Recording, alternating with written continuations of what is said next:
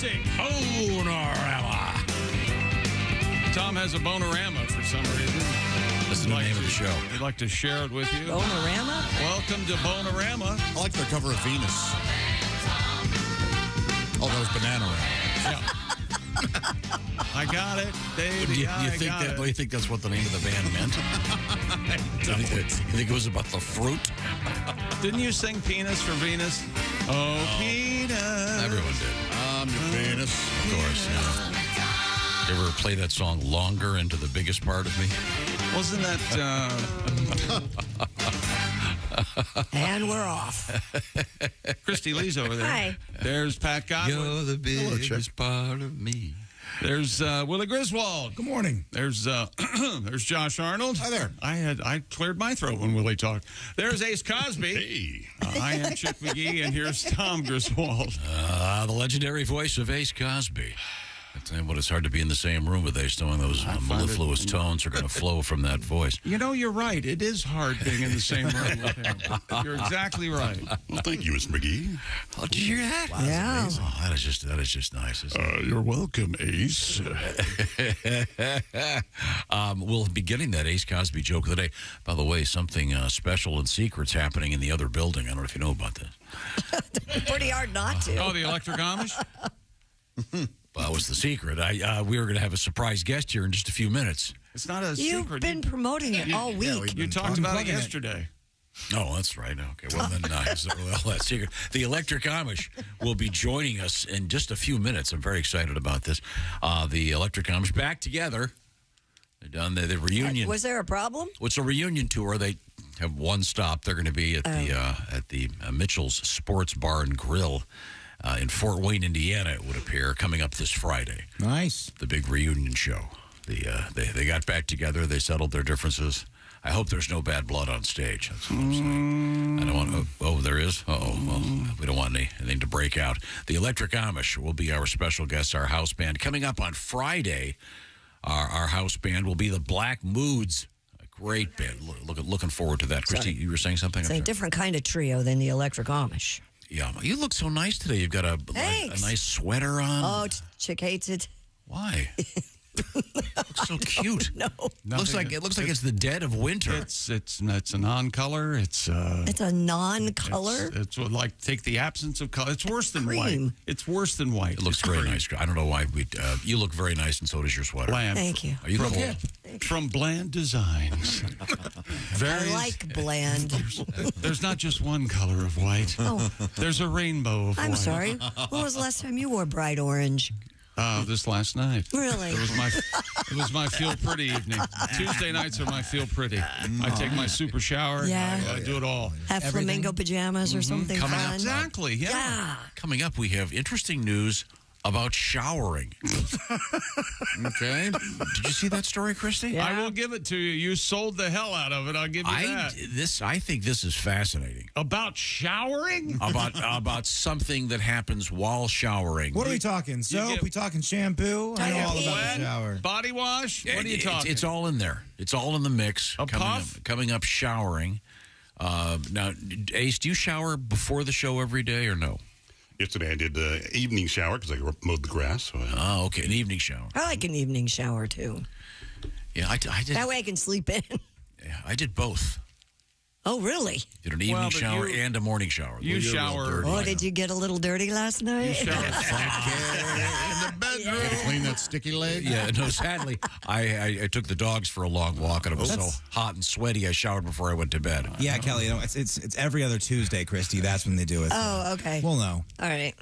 Now, do you always shower following an incident? Stuck to my leg. An episode that you refer to as the so-called dirty leg? Is that your... Not at the time. I will then in the morning, yeah. Ooh. Oh, so if you had... You sleep in it? Okay, do you really want to go here? Yeah. I think we're there. Oh, yeah. After yesterday's show, I'm surprised we're not getting sued already. You don't take Not by you, but by your boyfriend. I take a nice warm washcloth, clean off. Yes. Okay. The old Hires bath. Oh, I like that. But I let him clean first. Oh, you let him clean first? Wait a second. I really didn't want to hear about this. Now I really don't want to hear about this. car wash Someone change the subject. No, I just take a warm cloth into the bedroom for him. And how nice. Coming up, we have showering news. Clean the Put it that shaft. way. Sorry, I brought it. Hey, we got a Japanese rapper in the news. Pat loves hearing about this sort of stuff. Japanese rappers. He gets as embarrassed Look at your face. as a school teacher. I grew up goofy, I guess. This dirty stuff embarrasses me and tickles me. I grew up goofy sounds like what a southern uncle says to describe his gay nephew. He grew up a little goofy, if you know what I'm saying. There's only one guy who grew up goofy. We know you did, Goofy. I'm the original Goofy. I know. Thank you. Oh, you're all right. Goofy gets upset. I trademarked it. Also coming up, we have Alp horn news. Alp horn? Not. What are you saying? Herb Alpert? Alp horn, the famed instrument, one of the largest of the wind instruments, if not the largest. You mean that gigantic An thing Alp horn, that yes. looks like a ski hill? Yes. An Alp horn. Yeah, made famous, I believe. Ricola. Thank you. Made famous in the Ricola commercial. They don't. You don't see Alp horns in bar bands very often. No, you don't. Hard to get on a plane. Or marching bands either. Alp horn, not in bar. Harps aren't in bands a lot. Wouldn't it be? That'd be. Maybe we should put together the world's most unlikely marching band. You have an Alp horn. You have a harp. That's you are. A bassoon. A piano. A grand piano. All would have to be put on wheels. There's a Woody Allen movie, Take the Money and Run, where he plays cello in a marching band. And he keeps having to get up and plays like one note and then moves his chair and then sits down and plays one note and moves his... It's hilarious. But we do have Alp horn news. Hilarious. Unless Jerry Lewis is in the scene with him, it's not hilarious. Woody Allen doing slapsticks, pretty hilarious. Okay. We also have a metal festival in the news for you, Josh. Yeah. Nice. But don't tell him. Don't give him any details yet. No, don't give him anything. Who are the band? And then, did you know that there's, as of today, there are going to be illegal light bulbs out there? Sure. Yeah, probably. Incandescent ones. Has that finally happened? Yeah. Yeah. They've been threatening us with. Oh, it's been, I think, 16 years. They've been given the warning, but only certain incandescent bulbs will be legal to sell and buy as of today. They're coming for everything. They'll have, they have cars that start with water. They just don't let us have them. That's right. You know what they're going to go after next? Our rights and our Fluorescent guns. bulbs. Oh, What? The fluorescent bulb? they want us in the dark. First incandescent, then fluorescent? Yep. Well, Go ahead. We're waiting here. No, I can tell you. pretty soon we're going to be sitting around in the dark. They want us in the dark. Yes, they do. It's the candle lobby. I think you're living in the dark right now. It's easier to fool us if we're in the dark. They'll never get my Def Leppard blacklight, though. That is just for me. By the way, Willie, it's funny you'd mention that. One of the permissible lights that is incandescent is a black light. There's a list of special lights you're still allowed to sell. This message brought to you by the American Poster Association. And Spencer Gifts. Yeah. And Cool. My Velvet Elvis remains unaffected. That's right. and isn't there a song Velvet Elvis? By Casey Musgraves. It's nice.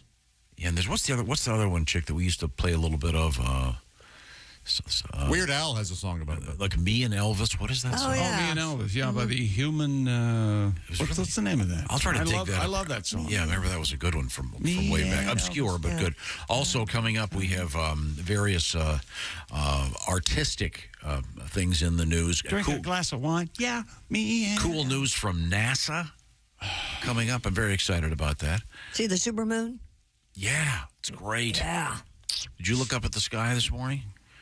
Check.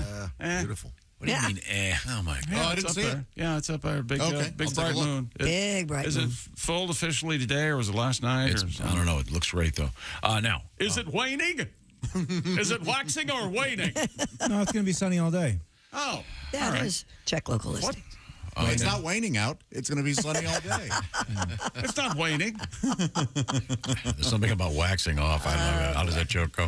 So you take the towel and you bring it to your husband. Isn't that sweet of her? No.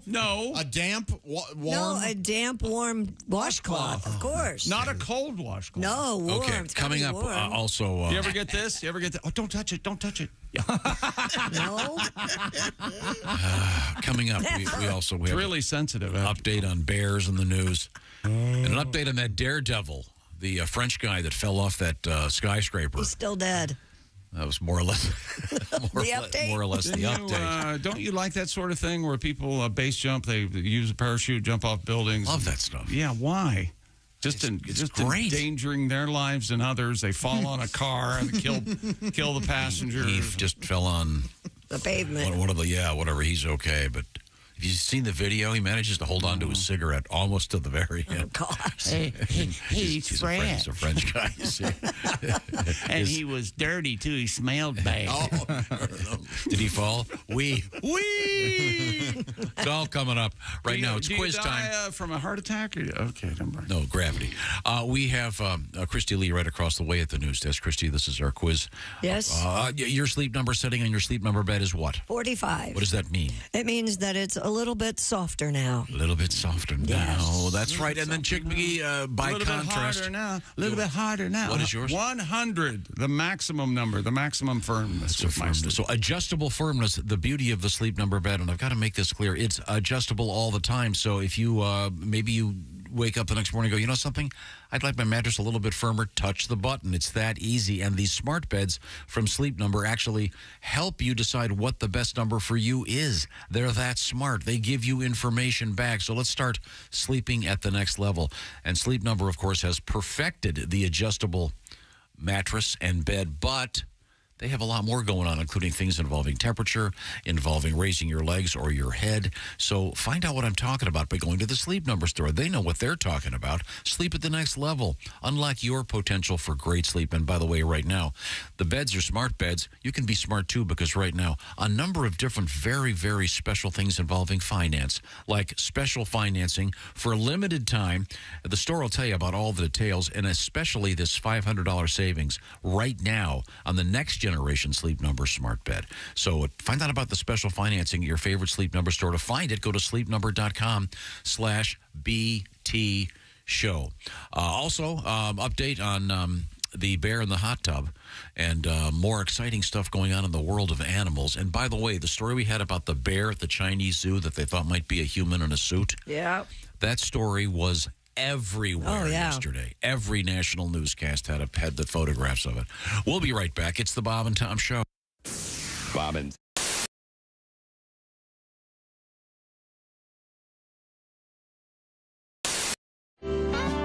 Tell us more about scatting.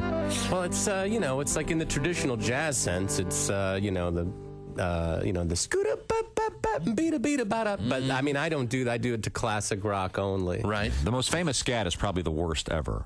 Frank Sinatra. Frank Sinatra, a great artist, but the doobie, one of the worst, Absolutely. terrible scats. But But I mean, it's hard. Like, if you're in the car and you're listening to Led Zeppelin, it's hard not to do the bow, bow, bam, doom, cack, cack, doom, bum, bam, bum, bam, bam, doom, cack, cack, doo, so. Brilliant, yeah. Sure. Yeah. Mm-hmm. So, I've got the notoriety came from the AC/DC, which really took sale, which is the, dun dun dun dun dun dun Be-dun bad way on all dun dun dun pa-dum pa-dum pa-dum pa-dum Brilliant. dun Be-dun bad way on all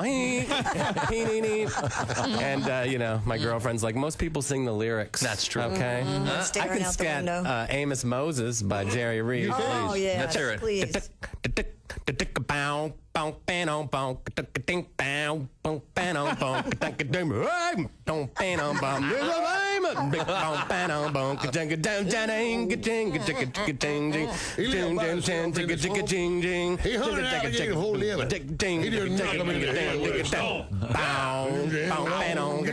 that note, we have to go. Thanks for joining us. He's a hunting alligator down in the swamp.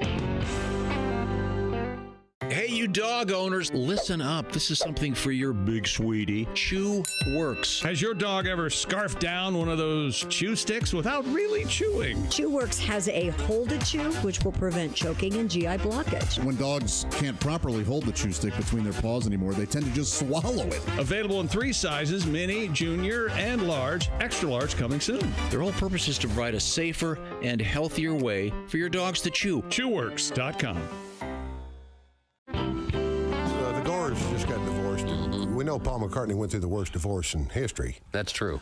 I would have been a great attorney for Paul McCartney. I'd have said, ladies and gentlemen of the jury, my client, right over there, 1964, could not crawl out of a car without every woman in America tearing her hair out, yelling his name at the top of their lungs.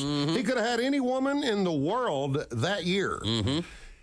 He went with the Manson family-looking girl who was the photographer, who was relatively plain.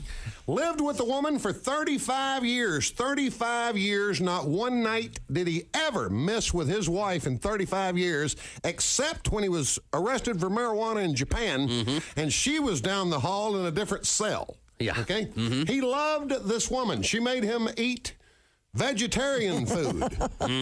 Okay? She was not attractive. He put her on the cover of the Band on the Run album. James Coburn looked better than she did. True On the enough. cover of that album.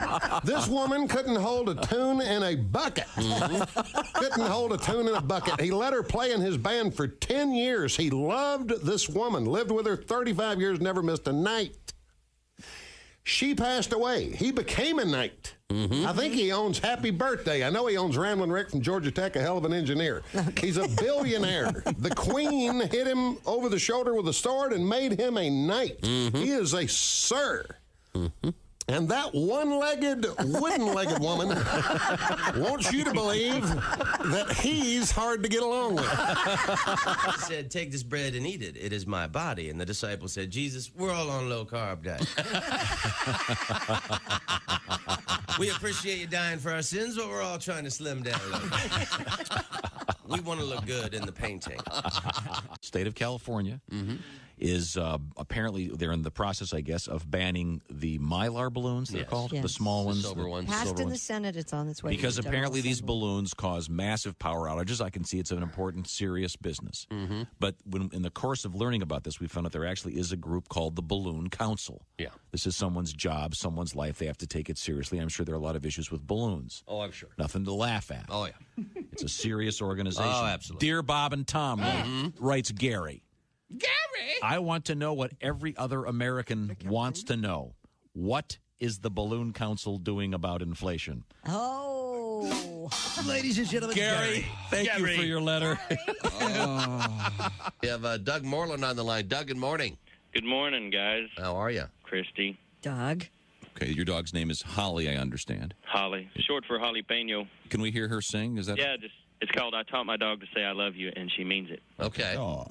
Well, let's hear it. Taught my dog to say I love you. I love you. I love you. Is there anything It's early. sweeter on the face of the earth? She means it. Yes. You're a good girl. I love you. Come on for the Bob and Tom show. Uh-oh. I taught my dog to say Jeez. okay. Are you sure you're not squeezing that dog? This is Bob and Tom 24/7.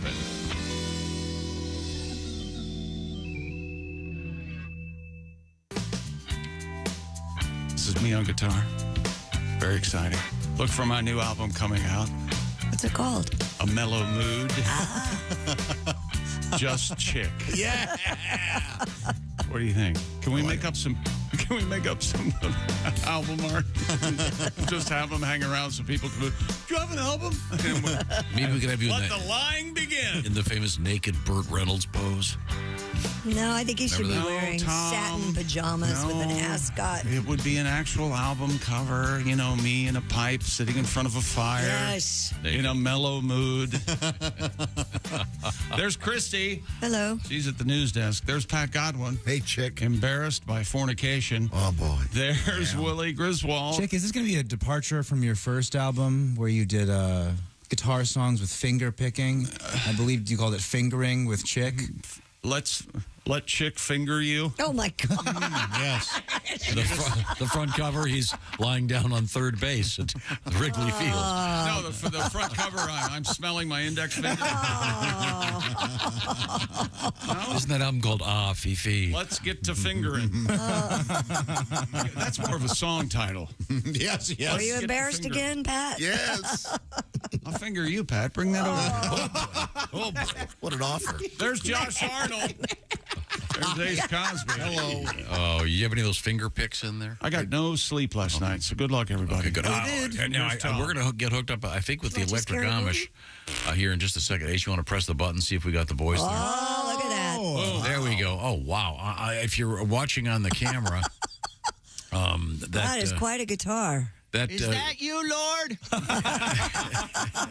Oh, my God. His guitar is a yield sign. That's wonderful. It looks like a flying V. Slow down. Is it slow down? Oh, yeah, they have it in the back of the buggies? Yeah, you got it.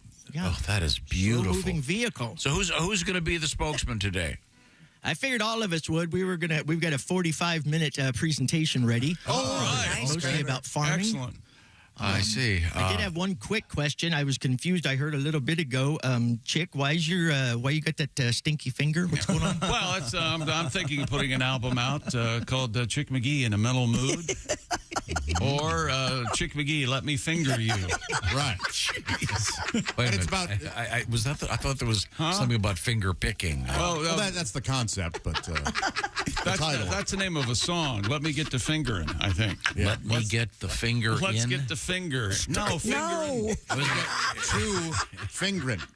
I'll just use my fingers. Is that it? Yeah.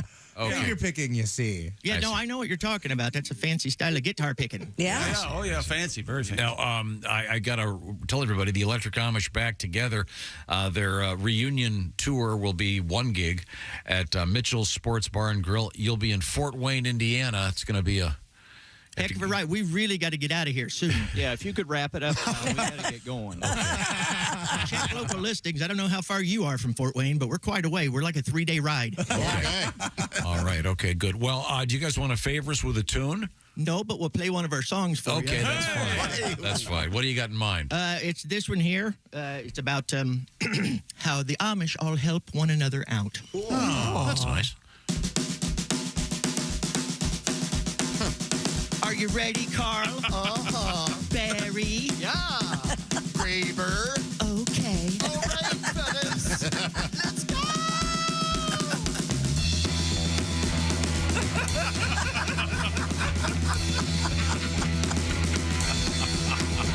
Oh, Yoder needs a new barn, 'cause his burned down and he just mowed his hay. Yeah. So all us neighbors joined in to help your brother is the Amish way. Yeah. And I don't give a hoot that I'm wearing this suit working hard in the midday sun. But there's a guy named Zach Clint who's got a bad back, but I think he's next in line to be shunned. Oh, yeah, he's just lazy. We're all working like crazy. The lemonade was flowing when the barn started growing. Boys from above told everyone to shove, and we knew we had a barn raising. First wall stayed up and didn't fall. We knew it was a barn raising. Barn raising! Barn raising! Woo! Barn raising! Barn raising!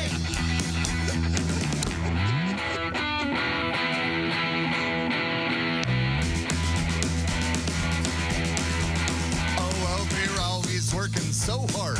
It seems like working's all we ever do. Yeah.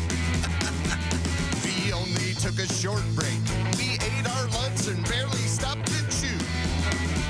Yeah. Then a loser named Zach, he made a dumb crack and the congregation got PO'd. Someone grabbed a board, but then they hollered Lord because it was the main one bearing the load. Oh, yeah, the barn started swaying. All the women were praying, and Zach started running. This wasn't a shunning. Yeah. hotel. We were running like hell, and we knew he had a barnyard blitz. The person yelled, wait, somebody locked the gate, and we knew it was a barnyard blitz. Barnyard blitz. Barnyard blitz. Barnyard blitz. Barnyard blitz. Oh, yeah, although it was frightening. It was very exciting. There was nothing to save him. We're all gonna shave him. When the smoke cleared, we had his hat and beard. We were finished with the barnyard blitz. Sent him on his way. He's a Methodist today, another victim of the barnyard blitz. Barnyard blitz. Barnyard blitz. Barnyard blitz. Everybody. It's a barnyard blitz. It's a barnyard blitz. It's a barnyard blitz. It's a barnyard blitz. Yeah. The Electric Amish, the Barnyard Blitz. Thank you, evil hellbound heathens. Thank you very much. I like that very Can you introduce the band, please? That one right there is Carl. You'll find him located just above the bass. Hello. Mm-hmm. That's Carl Goodman right there. Back here on the drums is Barry Goodman. Barry. Good morning. No relation. No relation. No, we get that a lot. I, of course, am Graber Goodman. I play the guitar. Okay. And I noticed you were talking, you like my guitar here. Uh-huh. This is a Gibson Graber signature model. Oh. I didn't know you'd learn to write. I didn't. No, I didn't do my signature. Okay. Is that And Gibson what's again? doesn't know about this yet. So. It's If in it the were your shape of signature, the. it'd just be a flying X, wouldn't it? Oh, if it were my signature, yeah. Oh, I see. It's in the shape of the thing in the back of an Amish vehicle. Slow-moving The vehicle. thing. That's right, Tom. The triangular. What do you call it? What's that? That's a triangle. The triangular thing. Yeah, we call them the triangles. orange triangle thing. Okay. Well, thanks, guys. Take a little break. Take a little break. Go do some woodworking. Is this going to be like your version of a little break where you guys just sit around your ass all day? Go build something. Yeah, lazy. We don't work like the Amish, that's for sure. Well, we've got some cheese to get to. Okay, all right. Get to the cheese. Thank you once again, the Electric Amish, the reunion tour, Mitchell Sports Bar and Grill in Fort Wayne, Indiana. They better leave soon. If Yes. they make it up there. And you can see them live in person coming up this Friday evening. Let's see now. Let's turn to the sports page. Is that correct? Yeah, guess what we had last night? What we have last That's night. right, a no-no. Oh, yeah? Yeah, Framber Valdez. Framber. Framber? What a beautiful baby. Let's name him Framber. He threw the 16th no-hitter in Astros history last night. 2-0 Framber is the color of your energy. victory over. A 311 joke. That's right. For this crowd. Yeah. I like, what is that, love song or something? Didn't they do a version of? They did it. They did a cover of. I like that. I don't get the joke. That's really. That's okay. It wasn't for you. Who's Framber? Don't worry about it. Chick, what else is going on? You left out. You know, Tom. This show's supposed to be inclusive. 311. Really? It's a band from like the what? Sublime. They have a song called Stupid Amber is Yeah. the color of your energy. Whoa, amber is the color of your energy. Amber is the color of the alert since you stole the kid. Why? That's another way to take it. It's just like those 90s, like new hippie kind of guys. You know, Tom, when we're sitting around like this talking in the morning, we're on the air. Right. For you to say something out loud like, I don't get the joke, that probably is not helpful. Because, you know, I like inclusion. You do? I like to bring everyone in. Ace is the one laughing the hardest. He likes to bring everyone together with hilarious topics. He like kidnapping. loves obscure references unless it's obscure to him. Yes. Of course. It's completely unfair. I'm happy to explain my references. We can talk about McHale's Navy and Sea Hunt all damn day. Oh, yeah. See, But bring up 311 and you're shunned. From 1996? Get out of here. The kids don't know about that. Now, is the band numerals or is it spelled out? Numeral. It's 311, and they call it 311. Don't say, hey, I love 311. People will stare at you. I see. Is it a area code? I don't know. They're from Omaha. Here's here's my favorite song of theirs. Sounds kind of. And here it is.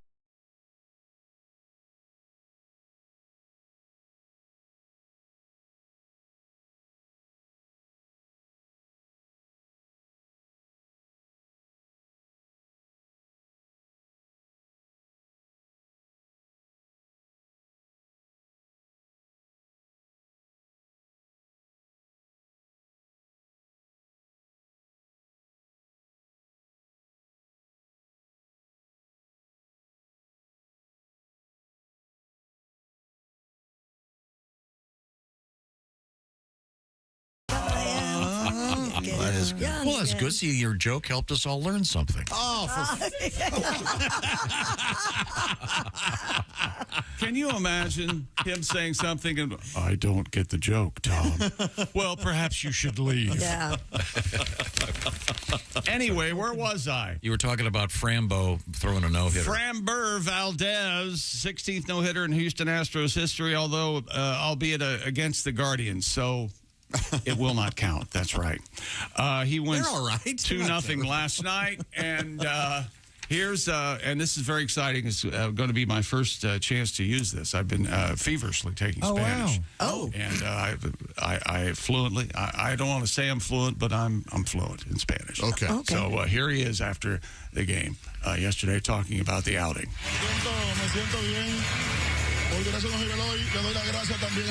I had a very good outing, and tonight's trash night, so I have to get home. Oh, is that what he said? That's exactly what he said. Trash night. I think I left my keys in the car. Oh. Go Astros. There you go. Oh, wow. Very good. Nice. There you go. Very exciting. And speaking of the Astros, Justin Verlander and her Lovely wife. what's her name? Brooke Lopez? What's Kate her name? Upton. No. Kate Upton, yeah. Brooke Lopez. They moved back. I don't know who that's a guy, isn't Yeah, he plays in the NBA. is he a twin? Yeah. I always get him and Kate Upton mixed up. I can see Boy, why. I can. Justin Verlander and Kate moved back to Houston. That's right. Get out of here. Don't come back here. Come on back, Justin. All right. They reacquired the 3-time Cy Young Award winner from the Mets in a trade deadline. That's what they call a blockbuster. Blockbuster. So there you go. And we've got a world record right off the bat this morning because I found it, and I'm very excited about it. Are you ready? Stupid. Yeah. Yes, very. This is Shanuchi Cano, Kanno. He's nicknamed Canhead. Yes. He's the only human being on Earth who can stick 11 empty soda cans to his head using nothing but air suction. Yeah, Canhead. Have we talked about him before? Yes. He had the world record was 9, and then someone named Jamie Keaton came and busted it with 10, and now he's gone to 11. And what's his name again? Shanuchi Cano. His nickname is Canhead. Wow. And he would show up at sporting events, wouldn't he? Would he? Okay, well, here's what happened a couple years ago. That gives you an idea of how he's bald. So that helps. That's a little. Jamie Canhead Keaton. No, this is Shanuchi, who set the record yesterday. There you go. Jamie has nothing to do with it. Jamie is the old record. This is Wisconsin's Jamie Canhead Keaton. That's because you're looking at the old record. You're looking at you one just said 2 you years did. old. He I know, just but did it yesterday. had 10. But Sanucci is not known as Canhead. Nicknamed Canhead, Oh, my and for God. a reason. Shanuchi Cano is the only mortar on Earth. This is what happens. This is what happens when you try to do something on your own. You should know better. You're wrong, Tom. This says Jamie Keaton is known as Canhead. Well, Shanuchi says he's known as Well, clearly, they're both Canheads. You're full of Shanucci. That's funny. I don't get the joke. You know, it's possible for two things to be true. It sure is. So I think Jamie and Shanuchi are trying to claim Canhead. Can do. And Are we saying that earlier this week? we were. Yes. That's fine. 311. Nobody knows who the hell that is. No, but we can do guys and dolls until the. So, what's the trick to this? There's Suction. no trick. It's, remember that one guy had sticky skin or some sort of porous, big So pores? they get the bottom side of a Coke can, and the suction of these ram it Oh, under my their head. gosh. There he is. Yeah. Yeah. You can tell from the picture that is not Jamie Canhead, whomever. No, that is clearly that's Sanucci Canhead Cano. Yes, that looks more like a Sanucci. And That looks uncomfortable. His last name is Cano. So who do you think was named Canhead first? This jerk from Wisconsin or Sanucci? Jamie happens to be a big fan of the show. I don't believe We'll that. be getting him on the air soon to talk about his can accomplishment. Well, he's not the world record holder anymore. He's old news. Unless he tries for 12. I bet he will, but where's he going to put it? My gosh, there's only so much. Here we go. Oh, That's the painful there are part. two kind of cans. This is where the can comes in. I want to lube that up for you. How do you develop that skill? You pass out at a party and your friends do it to you? Thank you very much. We have more world records coming up. Is that correct? Sure. And now let me tell you about Raycon earbuds. Okay. Can I for just a second? Raycon's everyday earbuds. They look, feel, and sound better than ever before. I hope you're listening to the show on them this morning because we're 15% funnier if you're listening to Raycon earbuds. And you know, Raycons have noise isolation and an awareness mode. You can choose to be immersed or tune into your surroundings if you have to. You can listen while you travel or maybe during that grueling workout. Raycons have optimized gel tips that fit every ear ever made. Remember, they do not budge. And with Raycon, you also get 8 hours of playtime, 32 hours of battery life. And get a load of this. They start at half the price of other premium audio brands. And Raycon's everyday earbuds have over 56,000 five-star reviews. And right now, go to buyraycon.com/Tom. We have a special deal for you. Get 15% off your Raycon order. That's buyraycon.com/Tom. 15% off your Raycon purchase. That's buyraycon.com/Tom. 9 July, 1968, Pensacola, Florida. The birth of Jamie Canhead Keaton, currently living in Kenosha, Wisconsin. Details coming up. He's the loser of most cans stuck to your face. He has the old record. Yeah, and you're correct, Chick. He can do it because of a medical condition that enables objects to stick to his skin by suction. And I don't know what Sanucci has. Maybe he has the same skin condition. Could be. Coming up, we have good news from the world of showering. And do you ever play the game Uno? No, not in a I while. love Uno. Played it over the vacation. Well, we have an opportunity for a job of playing Uno. That sounds like a party when you go on vacation. You don't play games when you go on vacation? Break out the Uno, dominoes. Let's get the Uno. Wow. Yeah. Oh, you guys are no fun. Uno and dominoes. Hide the salami, anything. When we come back, we'll Let's find get out. to fingering. We have the Electric Amish joining us. This is the Bob and Tom Show. Thanks for listening to the Bob and Tom Show this morning. Catch any part of the show you missed later today on our YouTube channel.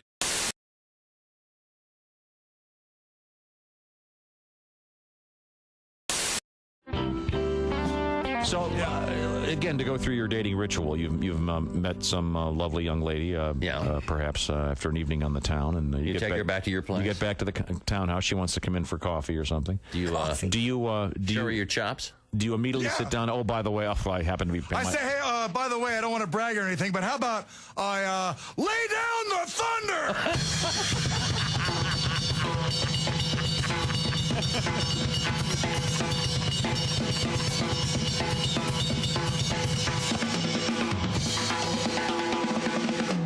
Finish your drink.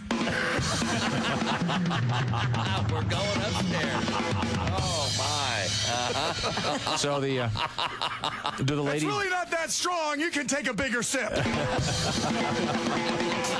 I'll be over here laying down the funk. All right. Do the ladies dig that? Do they? No. Not at all. You can see them like kind of cringe until you stop because it's very loud. Yes, it is. I can't hear it. All sounds good to me. You know, trying to have a conversation with them. So anyway.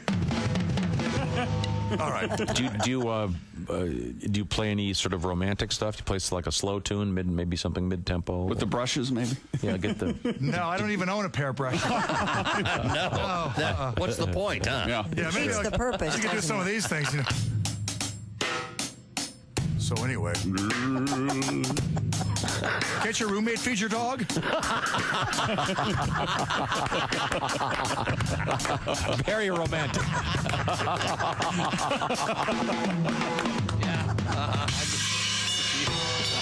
Now, do you have an exit strategy when you sit at the drums? Apparently, hers is the dog one. Yeah, I gotta feed the dogs.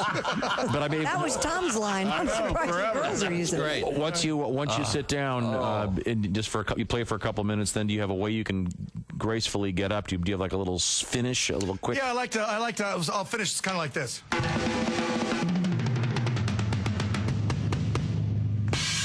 Let's face it, I am great.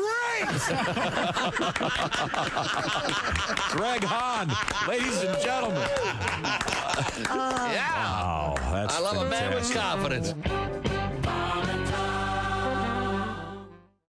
Girl, the food was great.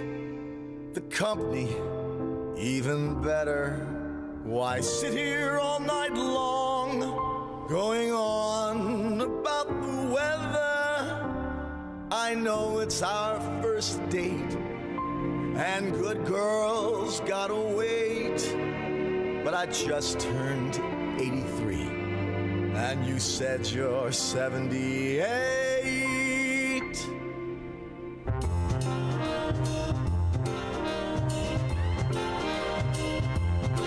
The moon is full, you know what I'm thinking. Let's make love, we're old and we're shrinking. The hour's late, let's just do it on our first date.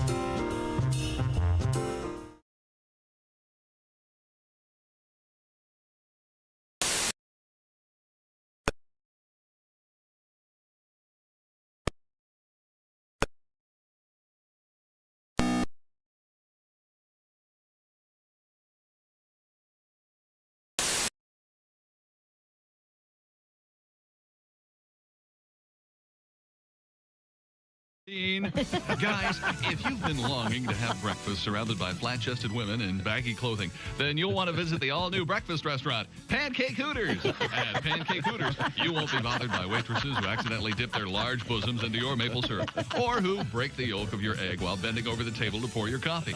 Pancake Hooters only hires women with prepubescent builds, so you won't be distracted by massive memories while trying to finish off your breakfast in time to get to work. Wow, what a great breakfast. Sure was, Tom. And I was able to eat my waffle while it was still warm because I wasn't busy staring at gargantuan tatas. And you didn't slobber in your coffee either. And guys, if you're in a real hurry, be sure and take advantage of our flat as a smorgasbord breakfast buffet. Why not try Pancake Hooters today? You'll see why our hardline policy with our waitress staff is, it's either 32A or the highway. Pancake Hooters. Hi, this is Caroline Ray, and you're listening to Bob and Tom Radio. And the announcer for the Super Friends, dead on too, by the way. I don't know who that guy was. Yeah, he was the guy who was after Ted Knight. Ted Knight did the original ones. Right. Meanwhile, back at the Hall of Justice, Jackie and Sarah and Monroe, get ready. Aquaman, I want you on the golf course in 5 minutes. Chop, chop.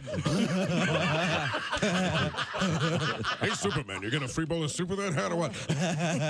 Talk to the judge. The man in the studio with us is comedian Greg Hahn. You ever driven in a Corvette? What do you? I'm a little bit tall for the vet. Are you really? It's a big car. Yeah. Put the seat back. There's an idea. Yeah. How tall are you? I'm 6'4". Yeah. I got a huge SUV. I just look at the rear view thinking I got to get some friends.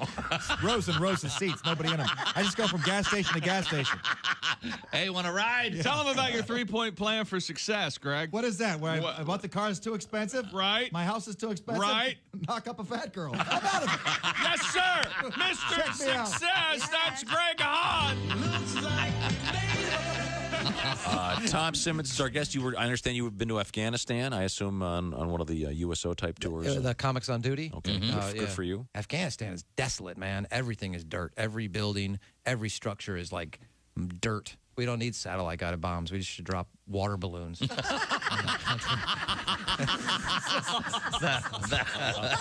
That'll muddy you. Wow. Turn that place into mud and farmland, and it'll be great. Have you run this strategic idea by the people at the Pentagon? Yeah, it'd save us a lot of money. This is positively launching brilliant. a massive hydro attack. That's what we're going to do. And, all of these fire bombs are merely drawing it out. Good morning, sunshine. Bob and Tom Radio.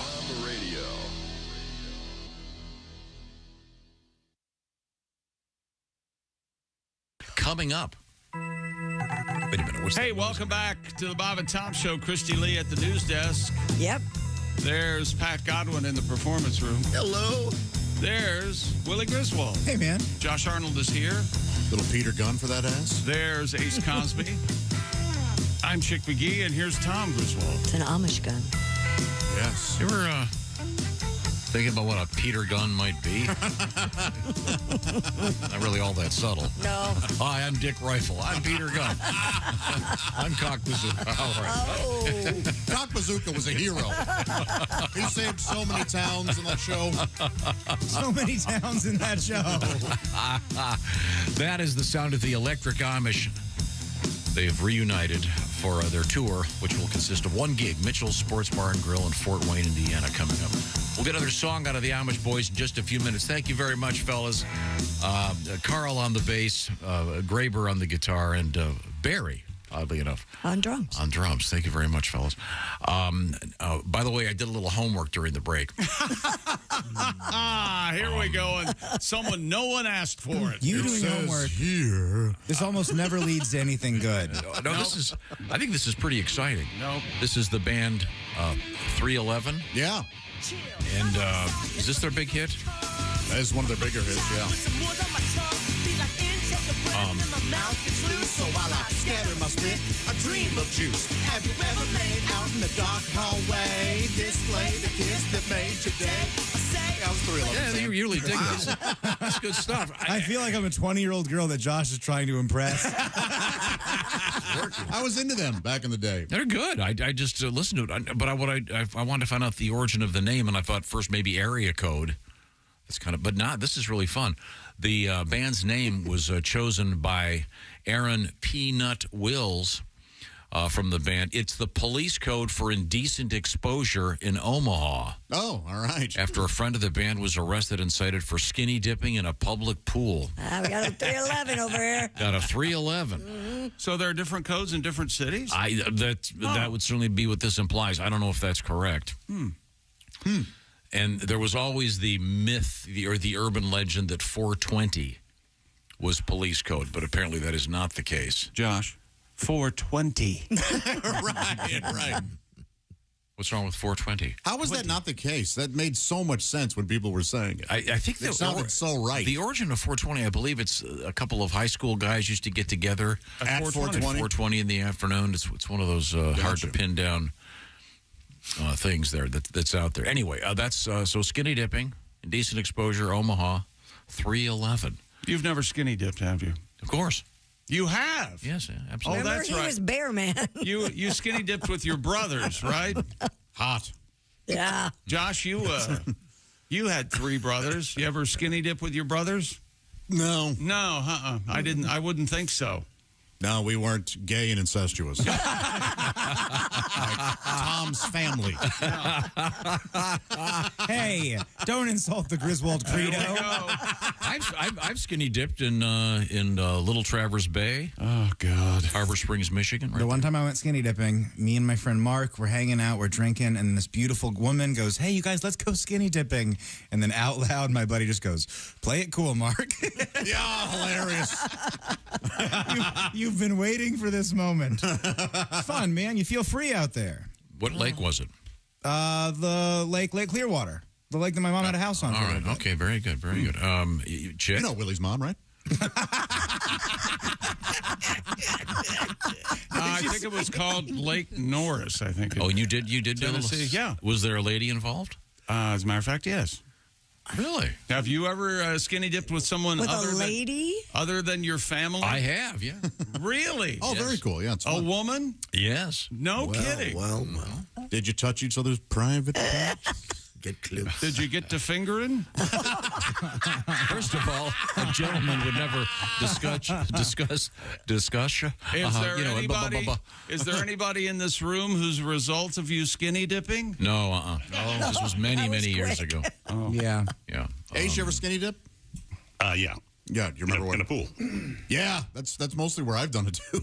I feel like in a pool it's more sexy, and in a lake it's more just kind of free and weird. Yeah. Free and weird. Now, a quick question.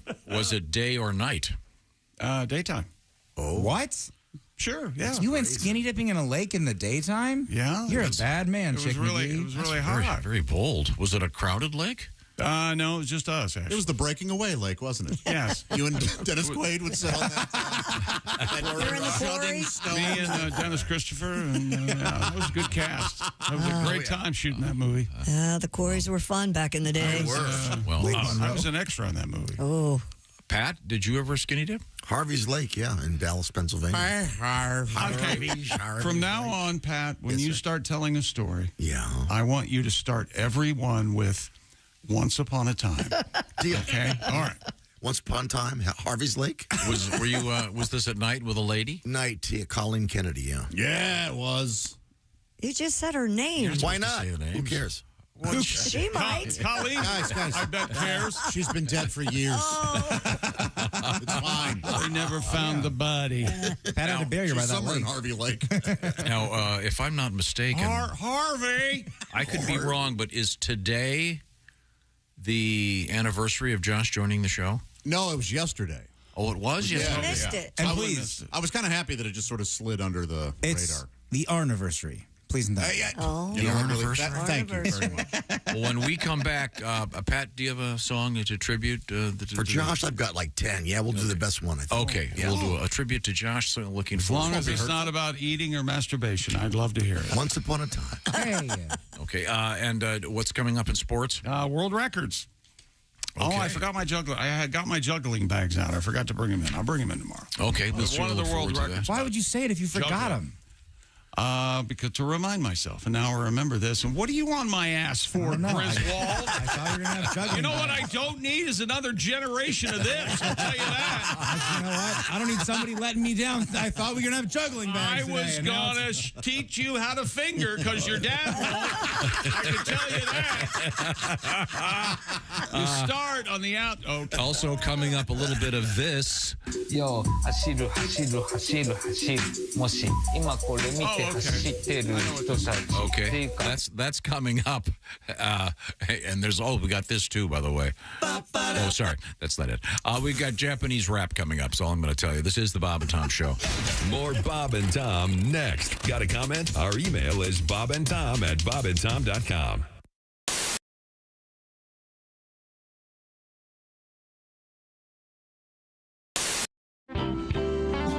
Good to see you guys. What are you going to play? We'll play So Many Roads. Here we go. Okay.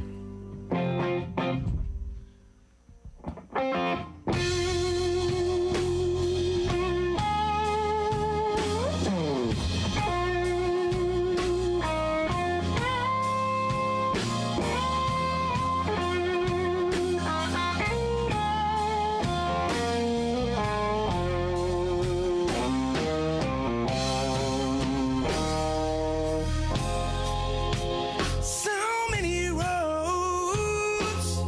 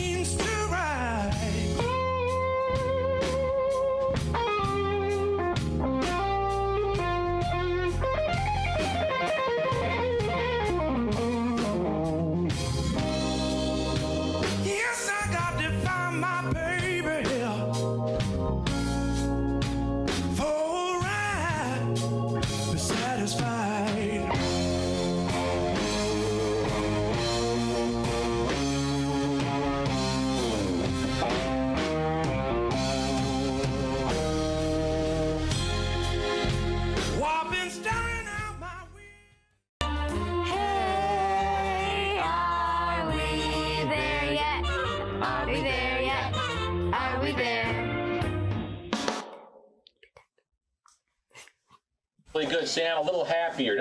Are we there yet? Are we there yet? Are we there yet? You sound like you're taking a big shit. We're not supposed to be happy when we're asking if we're there. I'm Are we there yet?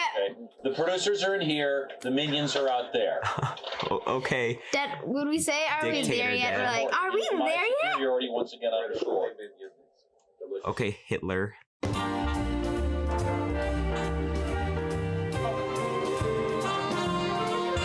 Are we there yet? Are we there yet? Are we there yet? Hey, are we there yet? Are we there yet? Are we there? Diction. Are we there yet? Are we there yet? This is not English class. Dad, That much of a T. you sound like Mrs. Marshall. That's who you sound like. I hope Mrs. Marshall doesn't have a voice as deep as mine. And she teaches music too. And you're like, are we there yet? I hope her voice is half as mellifluous and as witty. Okay, now I sound like my English teacher, but mellifluous. Quit making up words. Here we go. Let's go. Try it again.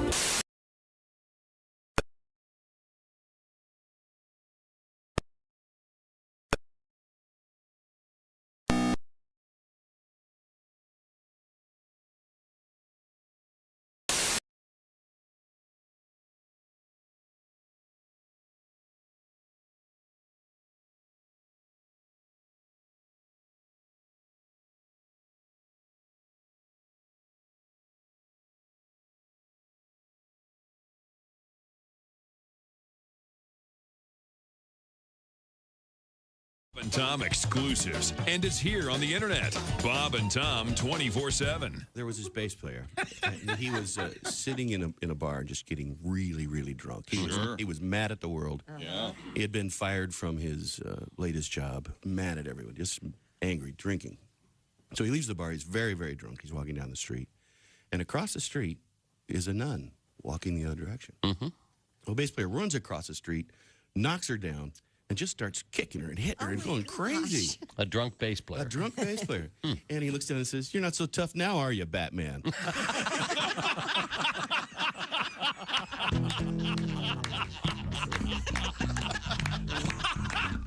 is why we get mail. That's it for our show. Based off. There's a trend that I've been noticing in watching the news that who are these people that protest death row inmates when the prisoner wants to die? The word nosy comes to mind. It's inhumane. It's inhumane. Oh, yeah, because he was real human. A lot of humans keep a freezer full of heads. They're so self-righteous out there on the picket line. Stop the killing. Stop the killing. No, I think you're missing the point here. He wants to die. State wants him dead. Families want him dead. Oh, but you want him to live. Fine. He can live with you. And when he's done drinking soup out of your skull, dabbing his mouth with your peace pamphlet, we'll come by, put a bullet in his head, and the world will have 2 less psychos to worry about. Well, you know how high school sport teams always end the season with a banquet? Yeah. I think they should have done that with World War II. So here it is, the World War II victory celebration. Okay. Thank you. I hope everyone enjoyed dinner. Sorry the sushi was accidentally cooked. It's from Nagasaki. Hilarious. Hey, we told the Japanese they didn't need to bring anything, but apparently they wanted to surprise us. Again. I don't get it, France. How could you be that unprepared for the Germans? I knew they were up to no good when even during World War I, they were calling it World War I.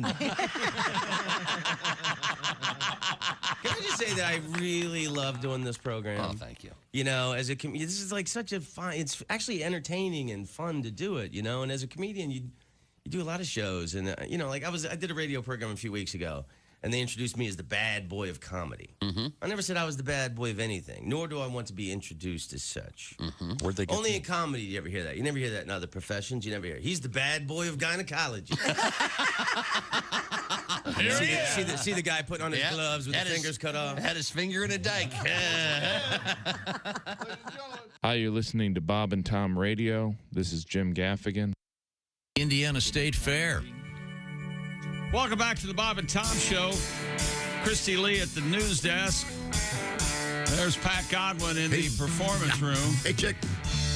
There's Willie Griswold. Yo, yo. There's Josh Arnold. Hi. There's Ace Cosby, the original rebel. I'm Chick McGee. And here's Tom Griswold. Thank you very much. In the background, we have them. They're in the next room. Grable. I love you so. Yeah. It's too, Christy. It's the Electric Amish. Oh, and it's Graber. It's the reunion tour. And hey, Tom, I wanted to let you know we never broke up. Oh, I thought you guys had split up for a while. No, a lot of people think that just because they didn't see us anywhere. Oh. So they said, hey, it must have been over. Huh. We've been working. Yeah, they just must have assumed. Oh, those guys broke up years ago. No, we're still out here. Oh, what about all that stuff you've been saying about all the other Amish, Graber? They don't check your social medias, chick. Now, the Electric Amish are going to have their reunion concert at the Mitchell's Sports Bar and Grill in Fort Wayne, Indiana. That's Tickets fair available on Eventbrite. You are making it sound like they broke up. When No, you it's fair enough. If you're going to plug the gig and get people there, you can say whatever the heck you want. Yeah. Reunion. It's not really a reunion. They never broke up. He's only talking to 4 or 5 people in that room, right? I know. Yeah, it's just us. It'd be a mortal sin if we were broadcasting. Yeah, there you go. Now, fellas, we have time for a quick song. What do you have in mind? We have got, I don't know if you're familiar with it, side 2 of Yes, Close to the Edge. How about that? Here we go. This may come as no surprise. This is a song about farming. Oh. Farming, okay. Okay. 1, 2, 1, 2, 3.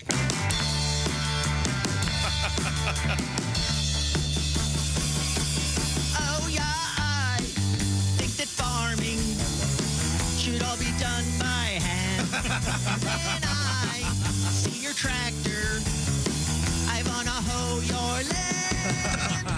I want to hoe your land. I want to hoe your land. Yeah, you got that combine, which I don't understand. If you were to heathen, you go and hoe your land. Now go and hoe your land. Please go and hoe your land. When I'm hoeing, I feel holy inside. But John Deere tractors are forbidden. I can't ride. I can't ride. My mule sure is something. He don't cost 20 grand. When I feed him carrots, he helps me plow my land. He helps me plow my land. He helps me plow my land. Und wenn wir plowing, we feel happy outside. I used to have another mule, but he died. But he died. You English with your tractor, you'll surely all be damned. If you were so lazy, you'd go and hoe your land. Now go and hoe your land. Please go and hoe your land. You better hoe your land. All right. An original song, The Electric Amish. Thank you very much, Carl Graber. And, of course, on the drums, Barry. Once again, they'll be at the Mitchell's Sports Bar and Grill, Fort Wayne, Indiana, Friday only. Tickets available at Eventbrite. It's something you don't want to miss. Thanks, fellas. Take 5. Sounding wonderful. Take 5. Thank you. I Okay. was going to take a dozen, but all right. Okay, go ahead and go build more furniture. And also coming up musically, Mr. Godwin is in the next room over there. I can see him behind the glass. And yesterday, technically, was celebrating, is it 7 years of Josh Arnold on the show? Is that correct? Some were celebrating, others were lamenting. It seems longer than 7 years, doesn't it? It does. Seems like you were always here. A part of the furniture. Yeah. boy.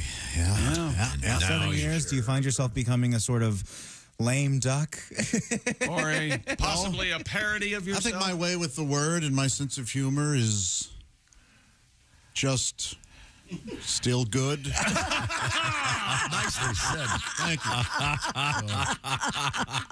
You haven't lost your touch. You don't have the 7-year itch? I don't. Actually, is this the most settled you've ever been in your adult life? Have you been living in the same place for the longest period of time, technically? No, not yet, but that's coming up on that. Yeah. But you've been living in the same city for the longest period of time as an adult? No. I lived in St. Louis for a good 15 years or so. Oh, really? After school? Yeah. So. Where did you go to college? Webster University. The Webster Named University. after the television actor. That's right. Emmanuel Lewis. He was our dean. Our founder. All the desks very small. Very, very short statue. Pat, you have a tribute to Josh and his tenure. Josh pulled out of St. Louis, headed east on I-70. Just a couple 100 miles to Tom Chicken Christie Lake. He's got his pedal down to the floor. Stops for snacks at every single store. 7 hours on the road, but he could have made it here in 4. He's got a big old brain and a huge vocabulary. And he's a real smart talker, more gooder grammar than me. Sometimes he steps over the line. His jokes are funny, so I think it's fine. 7 years on the show, but he may be fired tonight. Josh is thorough and generous when it comes to making love. He knows a guy with 5 Johnsons whose pants fit him like a glove. Like a glove. Right? He's always looking on the brighter side. Got a banjo because his daddy died. 7 years on the show, he's getting hookers and pizza tonight. Yeah. Right? 7 years on the show. Hey, Josh, what a hell of a ride. Congratulations. Oh, thank you, Pat. That is very nice. Very nice. It's one of my And now, favorite songs. Tom, do you remember that song that's a parody of? 6 Days in the Road. The Fabulous Dave Dudley.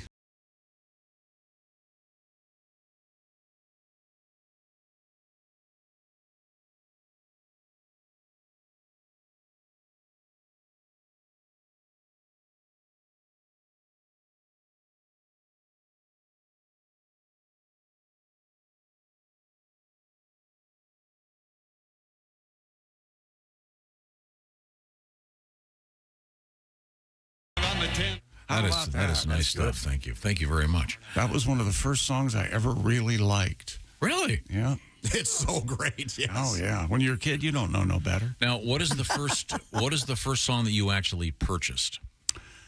Had to be Partridge Family. I Think I Love You, probably. I plainly remember recording that, holding the microphone up to the TV and recording. Great song. On my cassette player. I think I love you. But Willie, what was the first? Willie, what was the first piece of music you actually bought, like a record or a CD? Prepare to feel old. I think that I had a Will Smith CD that I made my Was mom. it Big Willie style? Or? Yeah, that or Millennium. Yeah. And I made my mom drive me to the store to buy the Will Smith CD, and I just, because he calls himself Big Willie style. Sure. And when you're a 7-year-old and you can call yourself Big Willie style. Oh, man, I didn't even make that connection. Of course. You do. Yes. Yeah, you Ace, absolutely Ace first record you purchased? 45 was the theme to Rough and Ready. Rough and Ready. See, Wow. I told you he was 80 years old. You won't believe me. You've been weird That was forever, from the man. 60s. Yeah, 80 Rough years and Ready old. was a cartoon. I don't remember. It was Rough pretty and dark. Ready. And it was barely on where I lived. It was barely on. I used to get up early on Saturday mornings to watch it. They're steady. Ready. They're always rough and ready. They're always even when I don't remember that cartoon I do. at all. Yeah, I'm not familiar with it. Josh, first record you hang actually. on. It's sitting right here. Here's Rough and Ready now. Get set, get ready. Here comes Rough and Ready. They're tough but steady. Why'd you buy this? Always rough and ready. 45. They sometimes have their little spats, even bite like dogs and cats. But when they need each other, that's when they're rough and ready. And then they kill each other. Were they a behind dog and a bar. cat? Yeah. Yeah. Sounds. So would you? I forget what was the theme of that show? Where they? I only remember one episode where they were in space or something. Was that Hanna-Barbera? I don't think so. I have to do some research. Were you like at the store and you happened to have money and you saw it and you bought it, or did you save up to buy the Rough and Ready song? I think I just saw it and go, ooh. Cool. Josh, let's see now. First record The first you purchased? CD I purchased on my own was Sammy Hagar's Standing Hampton. Really? Because I loved the song Heavy. I wanted the heavy metal soundtrack, but it was like $4 more than Standing Hampton, and I couldn't afford, so I just got Standing Hampton for the song Heavy Metal. Christy, some bubblegum pop, I assume? Yeah, Archie's, Sugar Sugar. That was my very first 45. What is the story on that? The Monkees were supposed to do that, and Mike said no, I guess, or something? No kidding. It would have made bank. It's a good song. Yeah. The first record I ever purchased, I bought it at the Woolworths at the Van Aken Center, and it was the band The Rivingtons.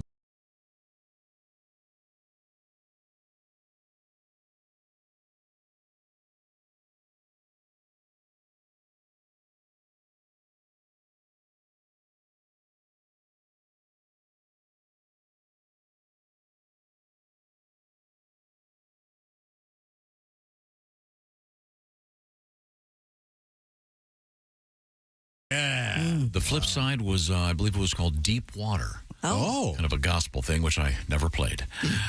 Did you get that text last night I sent you about Time, the Chambers Brothers? Yeah. They played it live. Did you watch that? I haven't had time to watch it. It's stunning. The guy it's amazing how talented The time has come today. The great band, the Chambers thing's Brothers. amazing. There's a guy with the cowbell. It starts, and it's unbelievable. It's wild. Now, coming up, we I have... really enjoyed it. I thought I'd share it with you. And in it's just sports. an afterthought at best. Thank you very much. Coming up in sports, what is it? World records, and also mascot trouble. Uh-oh. We got mascot trouble. Are you Mascot familiar with City. these mascots who are taking on these peewee players in football, and the mascots are mowing these kids down? It rules. It's a lot of fun. Yeah. They took it up a notch. At a baseball game, believe it or not. All right. Coming up, we have Japanese rap, the Alporn Festival. And please, it's called Rapanese. And what is your biggest romantic gesture? Showing my wiener. No, I'll say, look up. That's right. It's a roof over your head. Also very sweet. And well, then we have a guy on his 50th anniversary who did something a little bit the more special. sweetest thing I say is now come across. Wow. Yeah. Put out, toots. Go. Yeah, that always works. That's wonderful. Right Get now, him in the air. Right now, I know this. Face down, ass up, Josh. There was a quiz. I know the answers already. I have them written down here. All right, go ahead. Christy Lee, your sleep number. See what I wrote down. 45. Oh, I had 40. Oh. What does 45 mean? 45 means I like a mattress that's a little bit softer. A little bit softer now. That's Chick right. McGee. I hear sleep number, and I start to get relaxed. 100. I like the firm mattress That's with the right. sleep number. It's adjustable firmness, so it's like having 40 beds in one. Hang on. Framber Valdez, what sleep number do you like? Oh, 75. Oh, good to know. I didn't hear that. I don't speak Spanish. You can adjust the mattress. When you get it to your house, you just press it until you got it where you want it. It's that simple. It's a simple idea perfected by the folks at Sleep Number. The Sleep Number beds are great. And if you change your mind, maybe I want my mattress a little firmer, you just touch that button, and either side of the bed has its own setting, so everybody is happy. Sleep at the next level with a Sleep Number bed. By the way, they've got something special going on right now. You can save $500 on the next generation Sleep Number smart bed, and special financing is available for a limited time only at your Sleep Number store. Find it by going to sleepnumber.com/BT show. The store has the details and the special savings coming your way. And find out about the different Sleep Number beds that are available. I know you're going to love your Sleep Number bed. I love mine. My Sleep Number setting is 95. What is yours, Josh? 65. Oh, there we go. There you go. Right down the middle. Thank you very much. Now, also coming up, we have NASA news. We have skin in the news, hubba hubba, and more music from the Electric Amish. This is the Bob and Tom Show.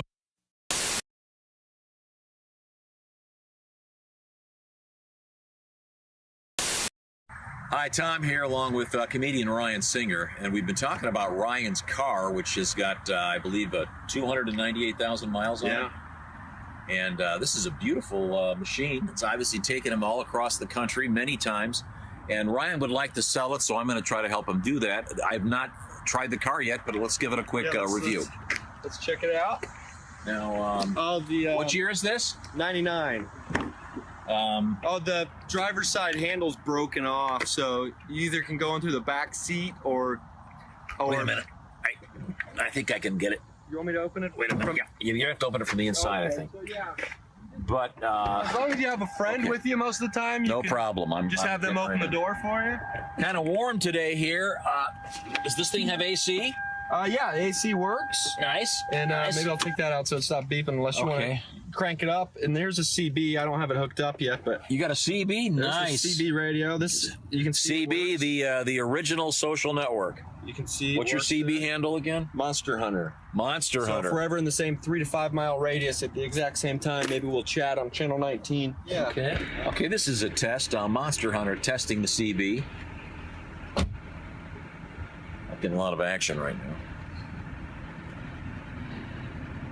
Well, does the CB come with the car? CB comes with the car. Not a lot of drivers around chatting right now. That's the problem. Freeway's only about 300 yards that way. I think there'd be quite a lot of action. Yeah, they're probably it's probably a slow day out there, you know. Okay. The radio does work. CD player, as you can see. That was a CD right there. That's nice. Little Captain Beefheart is in there right now. Oh, wow, that's sophisticated. Yeah, and so it's got an auxiliary plug for an iPhone or an Android or something like that. Did you install this radio? This is aftermarket? Yeah, I installed the radio and the CB because the factory stopped working. Glove box opens and locks. There's a GPS. Hey, I'll even throw that GPS in there. It's a Garmin. Nice. Yeah. So now, can we get a shot of the actual dashboard to see the mileage? Oh yeah, let's see what we're at. That's 297, 870 miles. So by the end of next week after the tour, I'll be over 280, 298. Wow, so this is about to approach 300,000 miles. Motor sounds great.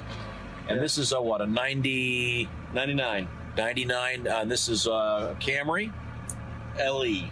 Camry LE. Four-cylinder. Four-cylinder, four-door. Okay, well, let's continue the tour, shall we? Okay. Once again, we're taking a tour of this beautiful 99 Camry, 298,000 miles on it. Let's head back here. Nice. It's got the electric window thing to keep the ice off the back window. Gas door. Nope. Good looking trunk. Yeah, trunk's got a lot of trunk space in here. Yeah. Oh, we don't need. Oh, here.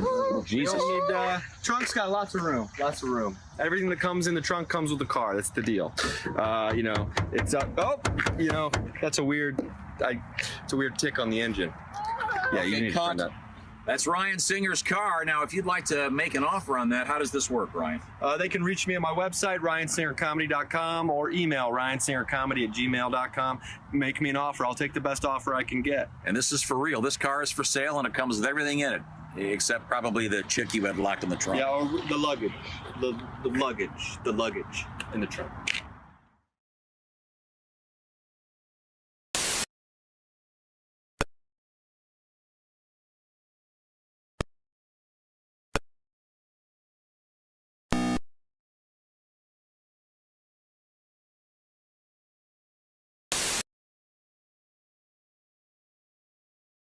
I have piston pants, I have piston shorts, I have piston beer mugs, sometimes people don't even notice. I have piston ashtrays, I have piston shoes, I have piston basketballs, when I dribble they do too.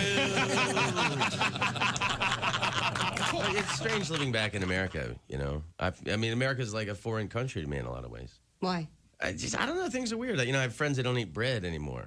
Everybody's on a low-carb diet. Well. And Jesus said, take this bread and eat it. It is my body. And the disciples said, Jesus, we're all on low-carb diet. We appreciate you dying for our sins, but we're all trying to slim down a little bit. We want to look good in the painting. Like you can't get a regular cheeseburger in L.A. Like if you get a cheeseburger at a restaurant in L.A., it's always a burger that was happily raised by the owner's barber, Jeff, spelled Geoff. Of course, yeah. I just want a cheeseburger. I want a burger made from a cow that was born and raised to be a burger. All right? I don't want a burger with dreams or hope. I want a burger that knew the deal. And I want a cheese that is 40% plastic. All right? I want a cheese that when I poop it out, I poop out a keychain. Let's talk to our guest, Tom Foss. Now, do you have any animals?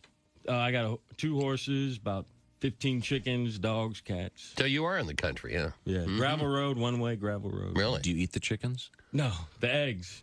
Ah. My wife said she'd never kill one of the chickens. Really? But she doesn't have any problem scrambling up the kids. That's sweet. You know you're too high when you're eating cereal naked and your girlfriend tells you to put some clothes on. You realize it's not your girlfriend. It's just a woman on a bus. That's how you know you're too high. Hi, this is Rodney Carrington. Hey, welcome back to the Bob and Tom Show. Christy Lee at the news desk. Hello. There's Pat Godwin in the performance room. Hey, chick. There's Willie Griswold. Hey, man. There's Josh Arnold. How are you, buddy? Yeah. There's Ace Cosby. Yeah. I am Chick McGee, and here's Tom Griswold. The sounds of the Electric Amish, the house band today here on the Bob and Tom Show. And how do you watch it on the YouTube? What is that? How does that work, Ace? Can you explain that to me? Click on YouTube. Ace is not wrong, Tom. I know you want some sort of elaborate set of directions. NBC Channel 4 tonight. No, it's just go to YouTube, Tom. Watch us live on YouTube. Everything is far simpler than you want it to be. Well, it's well worth seeing the Amish. Oh, my God. Because of the very cool guitar being played by Graber Goodman. The Gibson Graber Special. Yeah, the signature Graber Special. Is that a single humbucker there, Graber? I'm glad you asked about that, Willie. This is a double coil right here. That's a humbucker. That's what defines a humbucker. You know, I was just sitting here thinking, listening to you talk about humbuckers, Graber. We've got a guy on staff, Dean, our producer. Is that the producer guy? He was the one that told me that if I don't know if you can see him back there, that he said if I put all these guitars out here, that he gets to write off his taxes. Oh, good. And that's of course. And pointed at him and said, "We don't pay taxes." Now that's an acoustic humbucker, of course, because you are the Electric Amish, right? Well, then they would be the acoustic Amish. Yeah, we'd be the acoustic Amish. That makes no sense at all.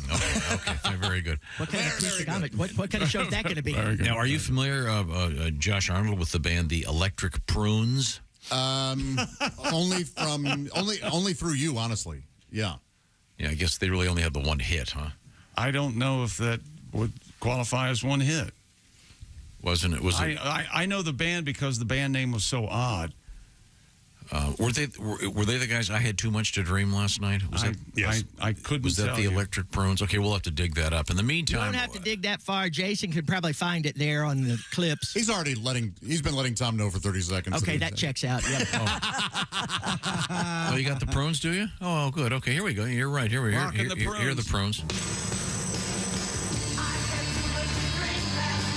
I had too much to dream last night. God, what a mess terrible. Who's that for? Does somebody listen to Phil Spector and lost the recipe? Yeah. What the hell? Yeah, and make it more echo. Okay.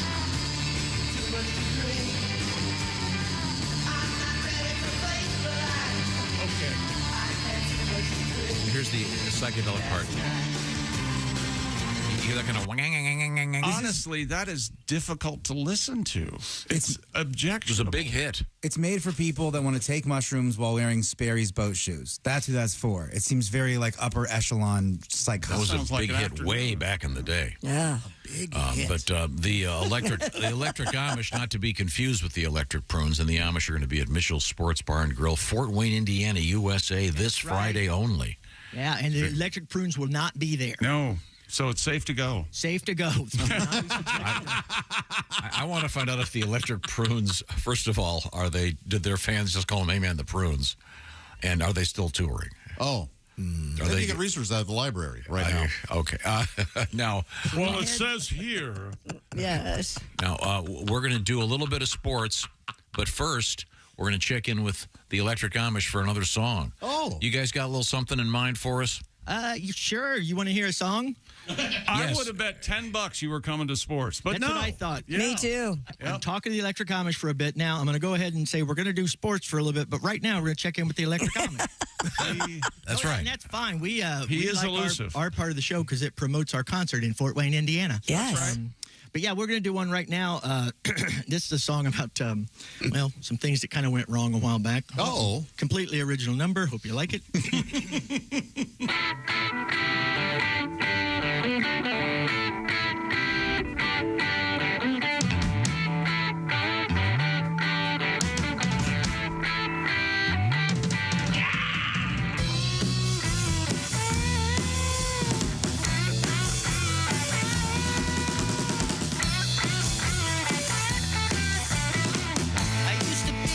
A heathen thing till I moved to Napanee. I owned a boat with a great big motor. I drove a Jeep Cherokee.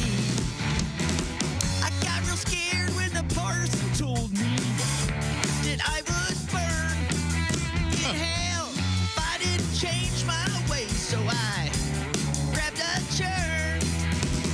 No more Mennonite guy. Watching MTV, no more Mennonite guy. They said, get down on your knees.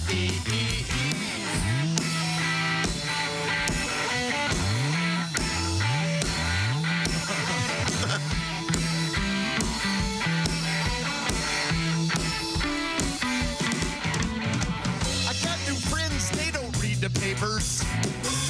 They can't tell me if I picked her winning numbers in the lottery. Oh, they say no more Mennonite guy. No more eating store-bought meat. No more Mennonite guy. They said, kill it, then we'll eat. The mule kicked me in the head today. I broke my brand new plow. My wife's been thrown out of the sewing circle. I caught my son with a cow. Oh. I went to church in my black tuxedo. How was I to know that when you pray with the Amish people, you can't wear rented clothes? So I say, no more Amish nice guy. No more making quilt spoon sheets. No more Amish nice guy. I say, someone give me my car keys. My car keys. My car keys, please. Ladies and gentlemen, the Electric Amish, our house band today here in the Bob and Tom program. Thank you very much, fellas. Take thank 5. you. Start making furniture. Maybe later we'll play another Alice Cooper song called Mules Out. You can play that. And Graber, Alice Cooper is not a female barrel maker. What? Yeah, I know. I thought maybe. You're thinking of the wrong lady, Josh. You know Alice, and she makes fine barrels. Does she? One of the best Coopers in northern Indiana. Thank you very much. Now it's time to return to the sports page with Chick McGee. Does anybody know the name of the mascot for the Atlanta Braves? It's one of my favorites. Atlanta Braves. Is it kind of problematic nowadays? by any chance? Nope. He's fine. Okay. That's right. His name's Blooper. Blooper. And they had a mascot race Monday night at the Truist Park in Atlanta. And it was between Blooper. Truist has my mortgage. There's the mascot, Blooper. He's Okay. just kind of a being, Tom. Do you see Blooper there? Yeah. He's got weird ears. And something happened between Blooper and the Home Depot drill. And here it comes now. There's a mascot drill? Yeah. Oh my gosh. It looks. He really checks him. They charged at each other for some reason, and Blooper took exception to it. But this has to stop. He elbows him in the face, it looks like. But I think the guy goes down. What they've done is, I think they've told the mascots have talked among themselves and said, you can really lay me out because I'm wearing all this mascot stuff. And I'm padded essentially, so it won't. But I think we've crossed the line. I thought we crossed the line with them pushing kids, stiff arming kids out of the way, and them causing trouble. Remember the halftime of football games? So what's the name of this mascot? Blooper. Why? Well, because that's a baseball term. A bloop? Yeah. A bloop single. You hit a blooper there. Yeah. Okay. Oh, it's not like at the end of the movie when they play a Kenny No, but Loggins song? that may be a play on it in here. Cool. Yeah. Was it always that, or did it used to be something really inappropriate? That's what I was thinking. Well, there used to be, when I was a Braves fan, because they were on a far-off station called TBS, the superstation. Right. And I found that very exotic when cable first started. And they had a teepee in center field, and the mascot's name was Chief Nakahoma. Right. Yeah. Of course. And when the Braves would hit a home run, he would celebrate, if you will. Dude, the tomahawk chop is still alive and well. The tomahawk chop is, and you can still buy the tomahawks at the stadium. It says Chief Nakahoma was the mascot for the Braves from 66 to 85. Yeah. When clearer heads prevailed. Yeah. Did he sit in the tent for 3 hours? Well, Waiting? until I think he would come out. Yeah, on there was a way to. Yeah. 85's pretty good. Yeah, they hung on to it. No, what I mean is that's fairly early to get rid of. Yeah. That's earlier than I would have thought. Absolutely. Because I remember Nakahoma. Well, you know, the scuttlebutt now is the Washington football team is, once the fans, they've got 50,000 signatures on a petition to change the name back, evidently. Really? Oh, well, with the new ownership. Back to the Redskins? No, that's not going to happen. You don't know anything. Of all the things you know less about, I think it's this topic. No, I think I know enough about political correctness. Unless it's 50,000 indigenous peoples who signed it. Yeah. Yeah, even then, that would. I mean, to give you a list of names they're not going to bring back. Yes, say them all out loud right now. Yeah. Say them all, Tom. Okay, never mind. Now, what else is happening in sports? Well, look what we've got now. Stupid world record. David Rush has broken the Guinness World Record for the most consecutive side-by-side juggling catches by a team of two. I'm no longer upset. I've never really been upset with David Rush, but now I'm certainly not upset with him. Why? He doesn't ask for us to do stories about him. No. You are correct. This is a realization we have to make here. Yeah. This is a fun record. What are you saying? Rush probably would rather us not. Where does the fault lie in your mind? To my left. See, this is a cool record. This involves some skill. Okay. All right. This is a cool record. Two guys are side by side, Yeah. and together they're juggling the same set of balls. Wow, they must know each other. Really well. Very well. That's a good friend, huh? They got 3 balls? They got 5 balls? Do they have 6 balls? How many they got? That'd be 3 apiece, or one has 4. That's Yeah. Cool. You think somebody's born with 4 testicles? Oh, a 4-balled man. Let me get back to the. Got a dick in your hand. And he's off to the rodeo. David teamed up with Arthur Lubell to tackle the challenge. The pair first broke the record together in 2018. They reclaimed the title. The new record's 914 catches. Evidently, they pass it back with each catch. So it's as the balls are going. One is always going from one guy to the other as the balls are flying by. But it's just the 3, like a normal juggle. Yeah. No, I think they each start with 3. Is that right? Well, I've been told, and I can juggle with 3 balls, and I'm not very good, but I can be very good if I study. But apparently, juggling 5 balls is like a master's. You can't. You really have to know what you're doing. Wow. To juggle 5. It's exponentially more difficult than just 3. So there's 6 balls going, but essentially they're each juggling 3 at one time while passing. Right. Cool. So. Yeah, but it's cool. This is a good one. Congratulations, David Rush. It's very cool. Now, what else have we got? Well done. Boy, when he's done, isn't he? Stupid world record. Japanese rap artist has broken the Guinness World Record for the longest rap marathon after almost 2 years of work, not rapping.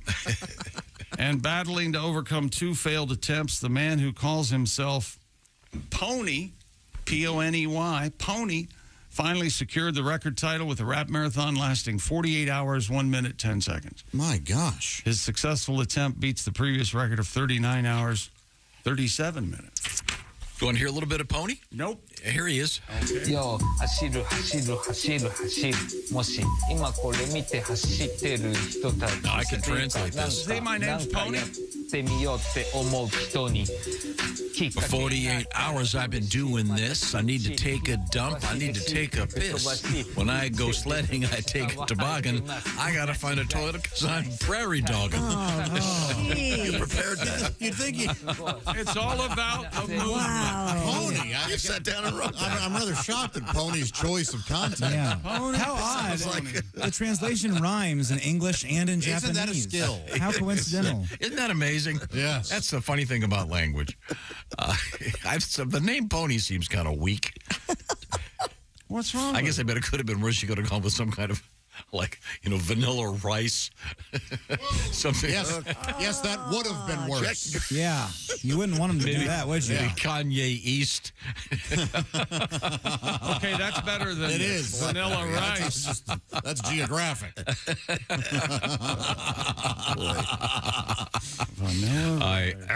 I wonder what the English-speaking record is. I think Jake just said it was 39 hours. I don't know. I don't know if that's English speaking or not. I don't know. But that's the old record. All right, there you go. So rap fans, it's out there for you. 48 hours and 1 minute plus if you want to get the world rap record. Thank you very much. More news. What's coming up next? More news coming up with Christy Lee. Oh, I'm so happy to step up. What do you got there? We have the Alphorn Festival. We have a heavy metal festival in Germany that's run into some trouble. Oh, no. Voyager 2 is back. Feature. Yeah. Remember that. And if you are an Uno fan playing the game Uno, Mattel Sucks. might be looking for you. Boring. What Because is you know, wrong with I'm not, and I'm people? not making this up. We'll probably talk about this at some point. Mattel, because of the success of the Barbie movie, Right. Mattel has listed all the movies that are in development based on their IPs. Uno is one of them. Seriously. An Uno movie. Oh. Yeah, by the way, the sequel was already being planned too. It's called Dose.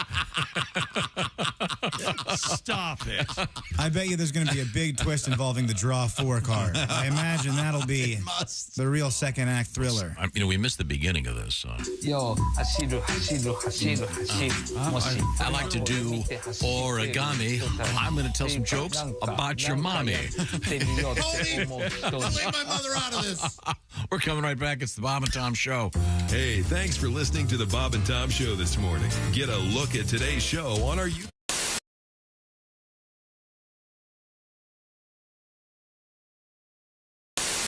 My wife listens to ASMR. I don't know if you guys know what ASMR is or stands for. Autonomous Sensory Meridian Response. And I don't know what that is either. It means whispering. That's all that is. Bob Ross, he's whispering.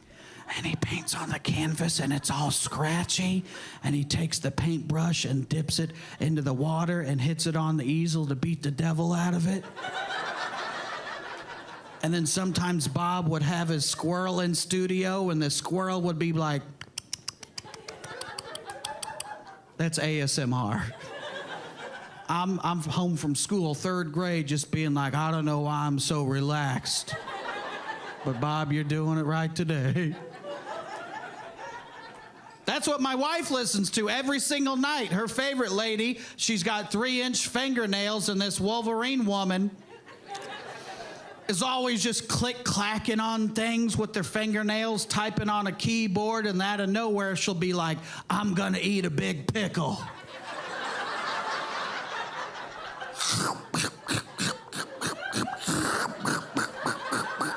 And I'm like, I'm about to fall asleep right now. Turn this off, I'm driving. Hey, you dog owners, listen up. This is something for your big sweetie. Chew Works. Has your dog ever scarfed down one of those chew sticks without really chewing? Chew Works has a hold it chew, which will prevent choking and GI blockage. When dogs can't properly hold the chew stick between their paws anymore, they tend to just swallow it. Available in 3 sizes, mini, junior, and large. Extra large coming soon. Their whole purpose is to provide a safer and healthier way for your dogs to chew. Chewworks.com.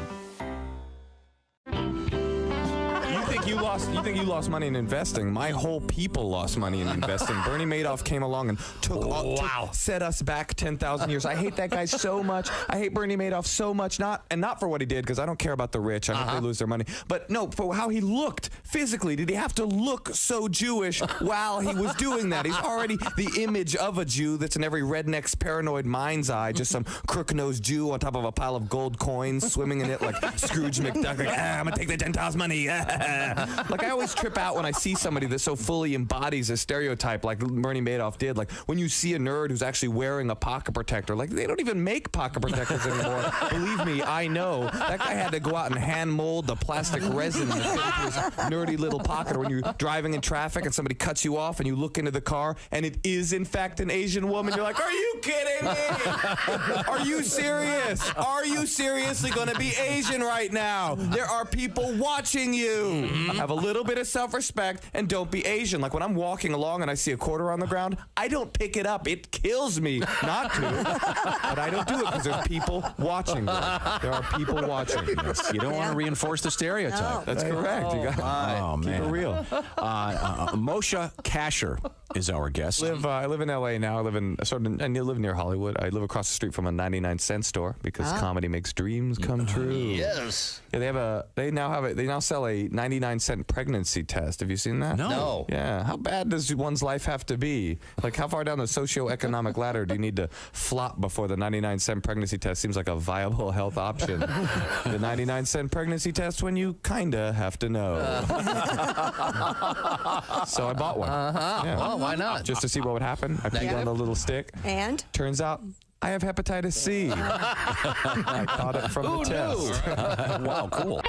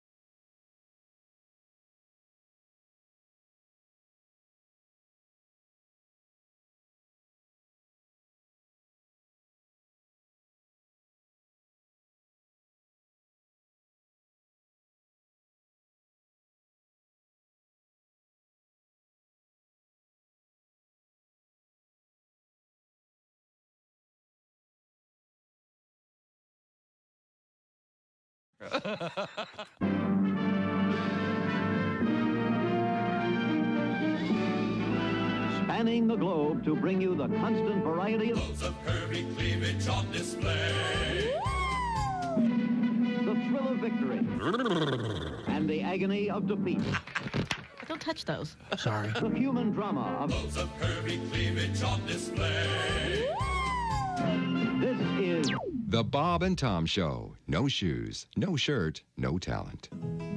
My wife and I will miss staying up and watching Ted Copulate.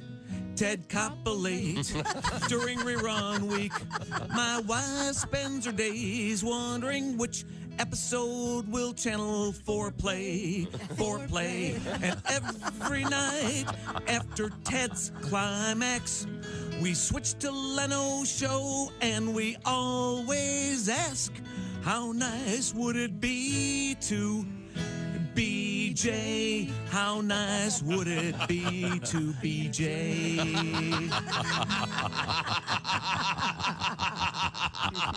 Was I right? Mrs. K?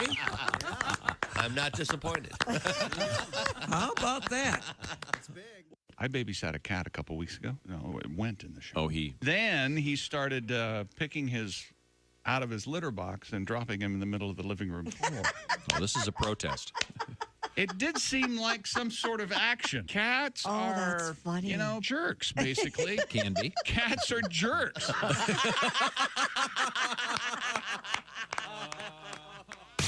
You're listening to Bob and Tom Radio.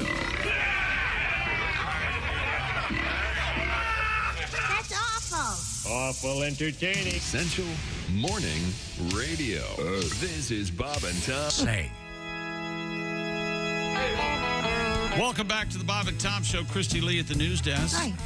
There's Pat Godwin. Hello. There's Willie Griswold. Yo. This is nice. I like it. There's Josh Arnold. Hi. Ace Cosby's here. Hey. I'm Chick McGee, and here's Tom Griswold to introduce our special band. The house band today, the Electric Amish. Coming up, by the way, on Friday, a special edition of this show, our house band, the return of the Black Moods. The Amish on tour. They'll be at Mitchell's Sports Bar and Grill, Fort Wayne, Indiana. Tickets available on Eventbrite. That event will take place Friday evening, August 4th. That's this Friday. Thank you very much, fellas. No, thank you, Tom. We're going to get back to the action. Oh, you're welcome. We're going to get back to the action shortly, but first we have to return to the sports desk. I did want to mention a couple of other things. Coming up Friday night, it's going to be Willie G at the Laugh Factory in Chicago.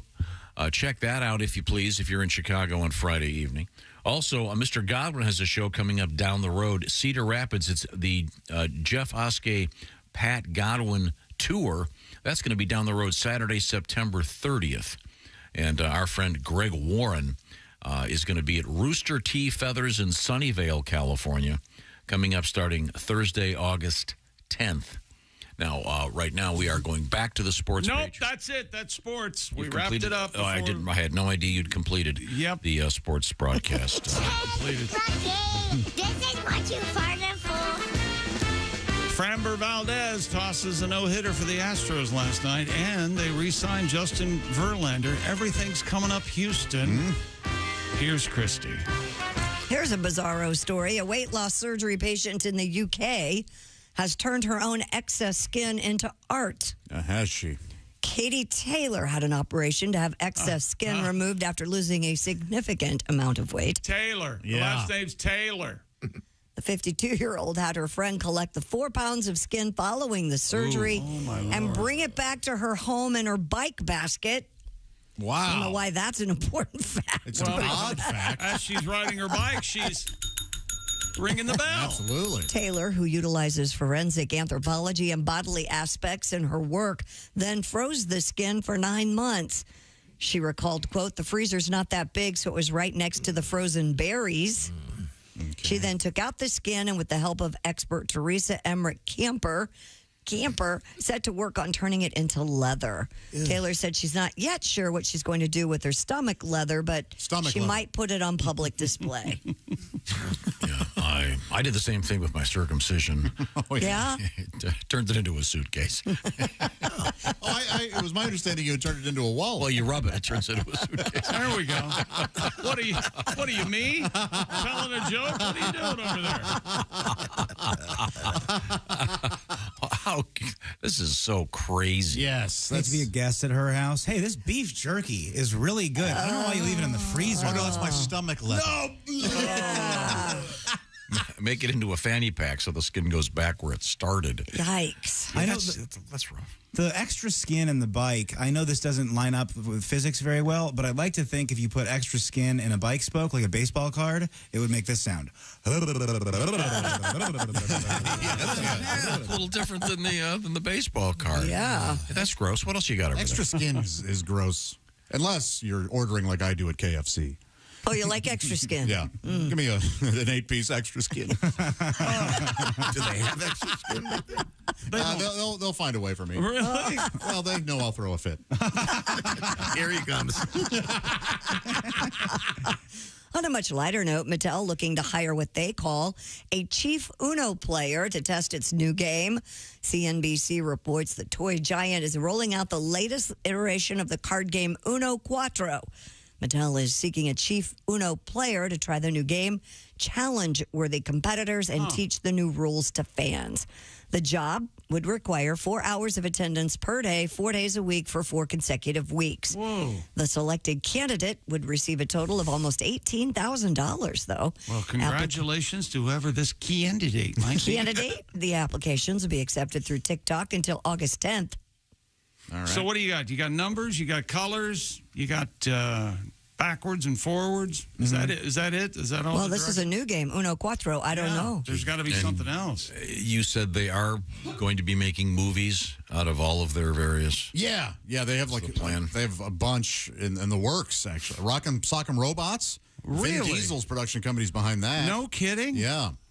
Man. So when Kramer on Seinfeld said, do you remember he was going to make his coffee table book into a movie? Yes. He was, everything's, Todd. American Girl dolls, that's Mattel's. That's going to be a movie? Yeah, they want to do that. Lena Dunham is doing Polly Pocket. One of them, yeah. Yeah, I did see that. Really? Yeah. Is Polly Pocket now a Brooklyn bisexual who's polyamorous? Apparently, it's polyamorous pocket. Those damn Polly Pockets. Do your kids have those? They're only they're this big. They're teeny tiny. They were crazy popular, at least for some, yeah. Yeah, my kids loved them. Are they worse to step on than No, because they're real soft. Okay. But they're hard to dress because they're so small. Never heard of it. Well, so every movie now will be based on a toy. Every toy out there is going to have. Well, Mattel made some money. Hot Wheels has a TV show. Sure. Designing Hot Wheels. And a movie as well. That's kind of cool. And a movie? Yeah, coming out. Oh, that's kind of cool. It is. Have you watched any of that? I lived for Hot Wheels when I was a kid. Sure. How about photoelectric football? Remember that game? That probably could not be made into a movie, but maybe who's to say? Was that the vibrating one? No. Photoelectric football. You'd pick your play. I contend this is much better. And you would lay your play down on this light board, and then the other player would put their play on top of yours. And then if he had a tackler in the right place, you might tackle your runner. And you turn the light on, and if your lines cross, that's where you've gained. It was like a cross between Battleship and playing with the the overhead projector at school. A little bit, kind of. Yeah. But I mean, you wonder what would be the lamest game to be turned. Slinky, the movie. But it's not that far off because it's got name recognition. Yeah. Do you remember seeing the overhead projector for the first time? I was fascinated by it because you had to turn it. It didn't. There was you had to turn it the right way. And you had to move the thing up and down to focus it to make sure that it got into focus. Yeah. Remember this? Oh, yeah. And you had the crank for the clear plastic or whatever. Man, is that still a thing? It was when I was in high school. I don't know. It should be. It's a great invention. Isn't everything on computer now just a PowerPoint? Perfect. When I was in high school, 2011 is when I graduated. It was right about the halfway point. We still had both. Now I imagine it's all iPads and tablets and... Yeah, I mean, when I would go to high school for like teacher's night or whatever, so 2020 was the last year, they would use a PowerPoint. They would all be on computer. Nobody had the... But so we can look forward to, if they already announced, is there going to be a Barbie 2? Oh. You can almost guarantee that because of the success of this Barbie. But by the way, Mark Maron yesterday on his Instagram absolutely raving how great Barbie is. Well, he's an idiot. And well, I didn't. Oh, yeah, that's right. You what you mean is I'm kidding. I didn't think you'd say that about Mark. I love Mark. You didn't like the movie? I did not. I didn't care for it. That seems to be. There's a great message. I'm not going to lie about that, but it just wasn't my cup of tea. Is it funny? There are parts that are funny. Yeah, but sexy. What other dolls could they make movies out of? Well, they're doing American Girl. They're doing Polly Pocket. They're doing Barbie. Yeah. They could do one for the aging ladies, Betsy Wetsy. Oh. Does the Golden Girls? The Golden Girls wearing adult diapers. The Chucky movies count as My Little Buddy? I mean, My Buddy and the Good Guy doll are awfully close. Yeah, right. But didn't the movie come before the doll in that case? I don't think so. Because they've already done like 3 G.I. Joes. Yeah, G.I. Joe. Oh, yeah. And Transformers is obviously huge. crazy. All right. What's coming up in the news, Christy Lee? Coming up, we still have to get to our Alphorn Fest. We have the front door of the house where the Manson murders took place going up for auction. Oh, what a Come on. That's a grisly artifact. I watched Once Upon a Time in Hollywood a couple days ago. Man, that's a great movie. Yeah. I just love that movie. I do, Tom. You wish it really ended that way. I really do. Yeah. And then also coming up, we have something happy, a lovely gesture. It's a romantic gesture. Will you do me a favor during the commercials? Will you think of your favorite toy when you were a kid and tell us what it was, honestly, when we come back? I think I can tell you right now. Because you know my favorite toy. What? Was my box in the corner, my Wilson golf club box that I talked to. That you named Wilson way before the movie Castaway. Well, the name on the box was Wilson, so. Okay, well, we'll find out about that when we return. This is the Bob and Tom Show. Just got to get a hold of us. Call, fax, mail, or email.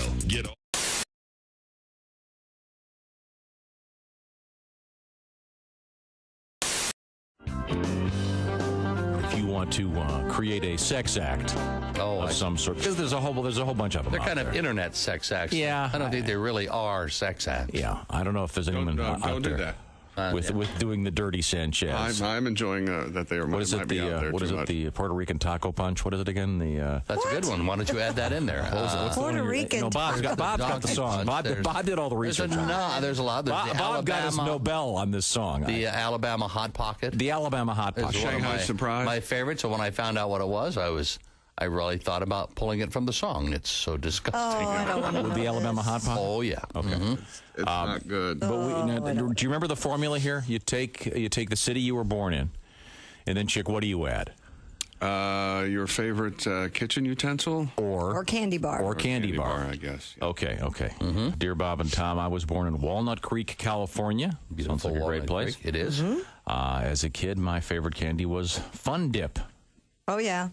Fun Dip. The Walnut Creek Fun Dip. I don't know what those are. It's like a stick, and it comes with a powder, and you stick the like candy pixie stick. sticks, only. Well, no, it's like a popsicle. Oh, and the stick is made out of sugar. Yes, and you lick it and lick it in. Oh boy, you licked it. I'm sorry, Freud's in the phone. They heard that. I'm sorry. Freud was calling. Dr. Freud. Hey, you dog owners, listen up. This is something for your big sweetie. Chew Works. Has your dog ever scarfed down one of those chew sticks without really chewing? ChewWorks has a hold to chew, which will prevent choking and GI blockage. When dogs can't properly hold the chew stick between their paws anymore, they tend to just swallow it. Available in 3 sizes, mini, junior, and large. Extra large coming soon. Their whole purpose is to provide a safer and healthier way for your dogs to chew. ChewWorks.com. We're talking with comedians Mark Klein and Nick Griffin. Nick, anything new in your life? Well, no. I mean, I'm just out there, trying to make it work. I think you got to try to enjoy yourself. Obviously, I'm a positive guy, very optimistic. I've noticed that. That's what I like about you. Yes. I feel Is this your New Year's resolution? Yeah, I feel like, 2010's your year. No, I need to be more realistic, and I feel like, you got to enjoy yourself in the moment because, in an hour, a day, a week, it's all going to suck again. Because that's life, right? Good, sucky, sucky, sucky. You say that in Japan, and you're going to have a great time. It's true. It's just hard adjusting to the sucky part of life because when you first get to Earth, everything's sweet. When you're a baby. Everyone's kissing your ass, hugging you, feeding you, and then boom, acne, erections, calculus.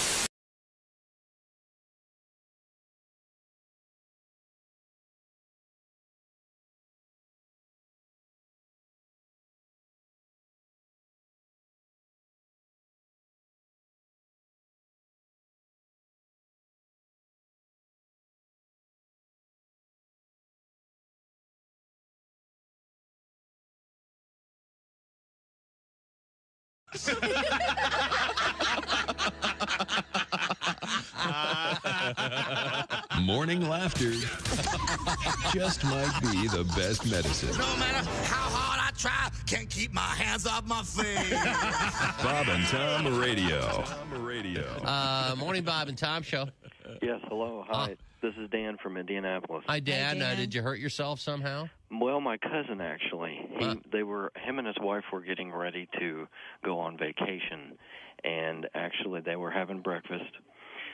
He jumps into the shower, and she screams for help because the garbage disposal's backed up. So he thinks, I'll jump out, and I'll hit the breaker underneath the garbage disposal. And he's butt naked.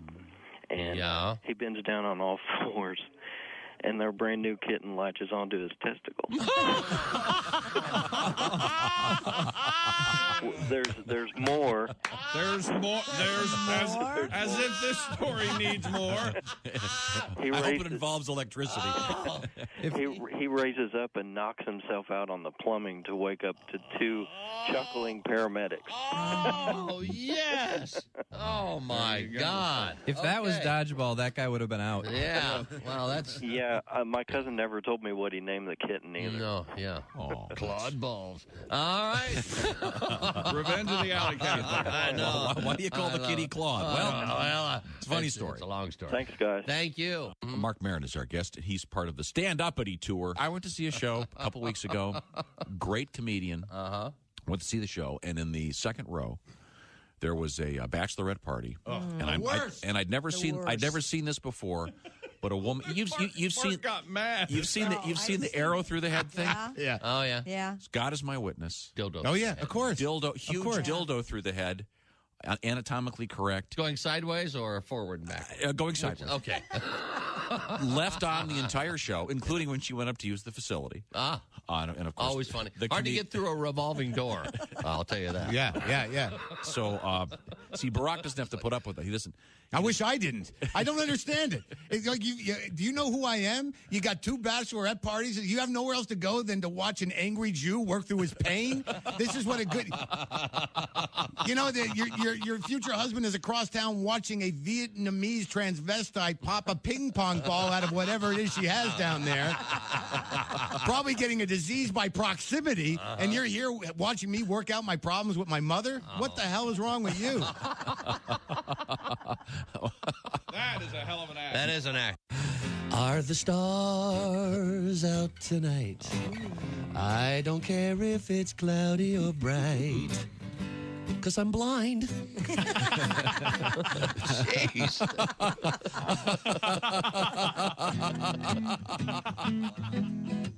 Hey, this is Henry Phillips, and you're listening to Bob and Tom. Special show.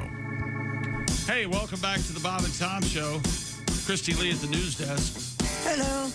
There's Pat Godwin. Hey, chick. He's in the performance room. There's Willie Griswold. Yo. There's Josh Arnold. Hi there. Ace Cosby's here. I'm Chick McGee, and here's pretty woman, Tom Griswold. Well, thank you. Yeah. Oh, well, a pretty woman. The Electric Amish, the house band today, and the fellas are in the background playing a little bit of Roy Orbison. We're going to get another song out of them. In fact, why don't we get another song out of the Electric Amish right now? They are on their way to Fort Wayne, Indiana for a special show on Friday evening. They'll be at Mitchell's Sports Bar and Grill. Tickets available at Eventbrite for the Friday evening show with the Electric Amish. Now, fellas, what do you have in mind? Oh, gosh, we got a lot on our mind right now, mostly about planting. Yeah, oh, yeah. Musically? Yeah. Oh, musically. All right, we got one for you right now. This is good. Do you guys know Johnny Cash? Yeah, we've heard of him. You've heard of him? Mm-hmm. Der Man in Black? Sure. That's right. Always respected him for that. So, yeah, this is a song that people have told us it sounds like Johnny Cash. And we said, good luck suing us, Johnny. You know what I'm saying? We got the best lawyers chickens can buy. But, yeah, this one, it goes a little something like this. You're welcome to sing along if you know it. Oh. If you don't know it, please shut up.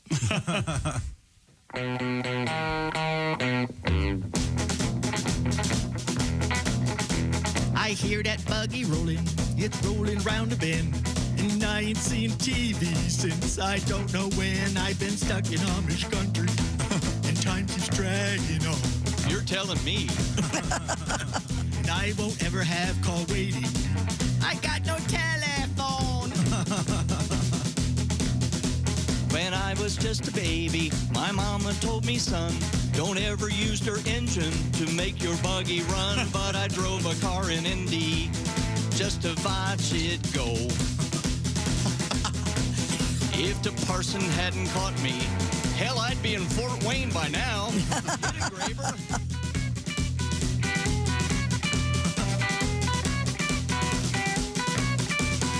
Hold on, Graver. What's that? Do you know how many Mennonites it takes to screw in a light bulb? How many?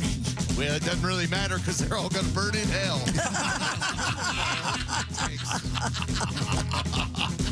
There's lots of lucky people out there driving cars, probably making MP3s and watching DVRs, but I guess I'm glad I'm Amish. Why? I got no bills to pay. Nice. Still, I wish I had a tractor to help me all this hay.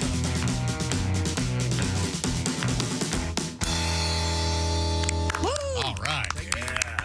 Dang. The Electric Amish. Tom's enjoying a little something over there. What are you having there for Please. breakfast Nosh there, with buddy? you. Give him Please. some of our cheese. Tell me it's a Metamucil cracker, please. It is. It Yeah. is. Gotta get that Bring fiber. enough for the whole class? I got several cases. I hit the wrong button on Amazon.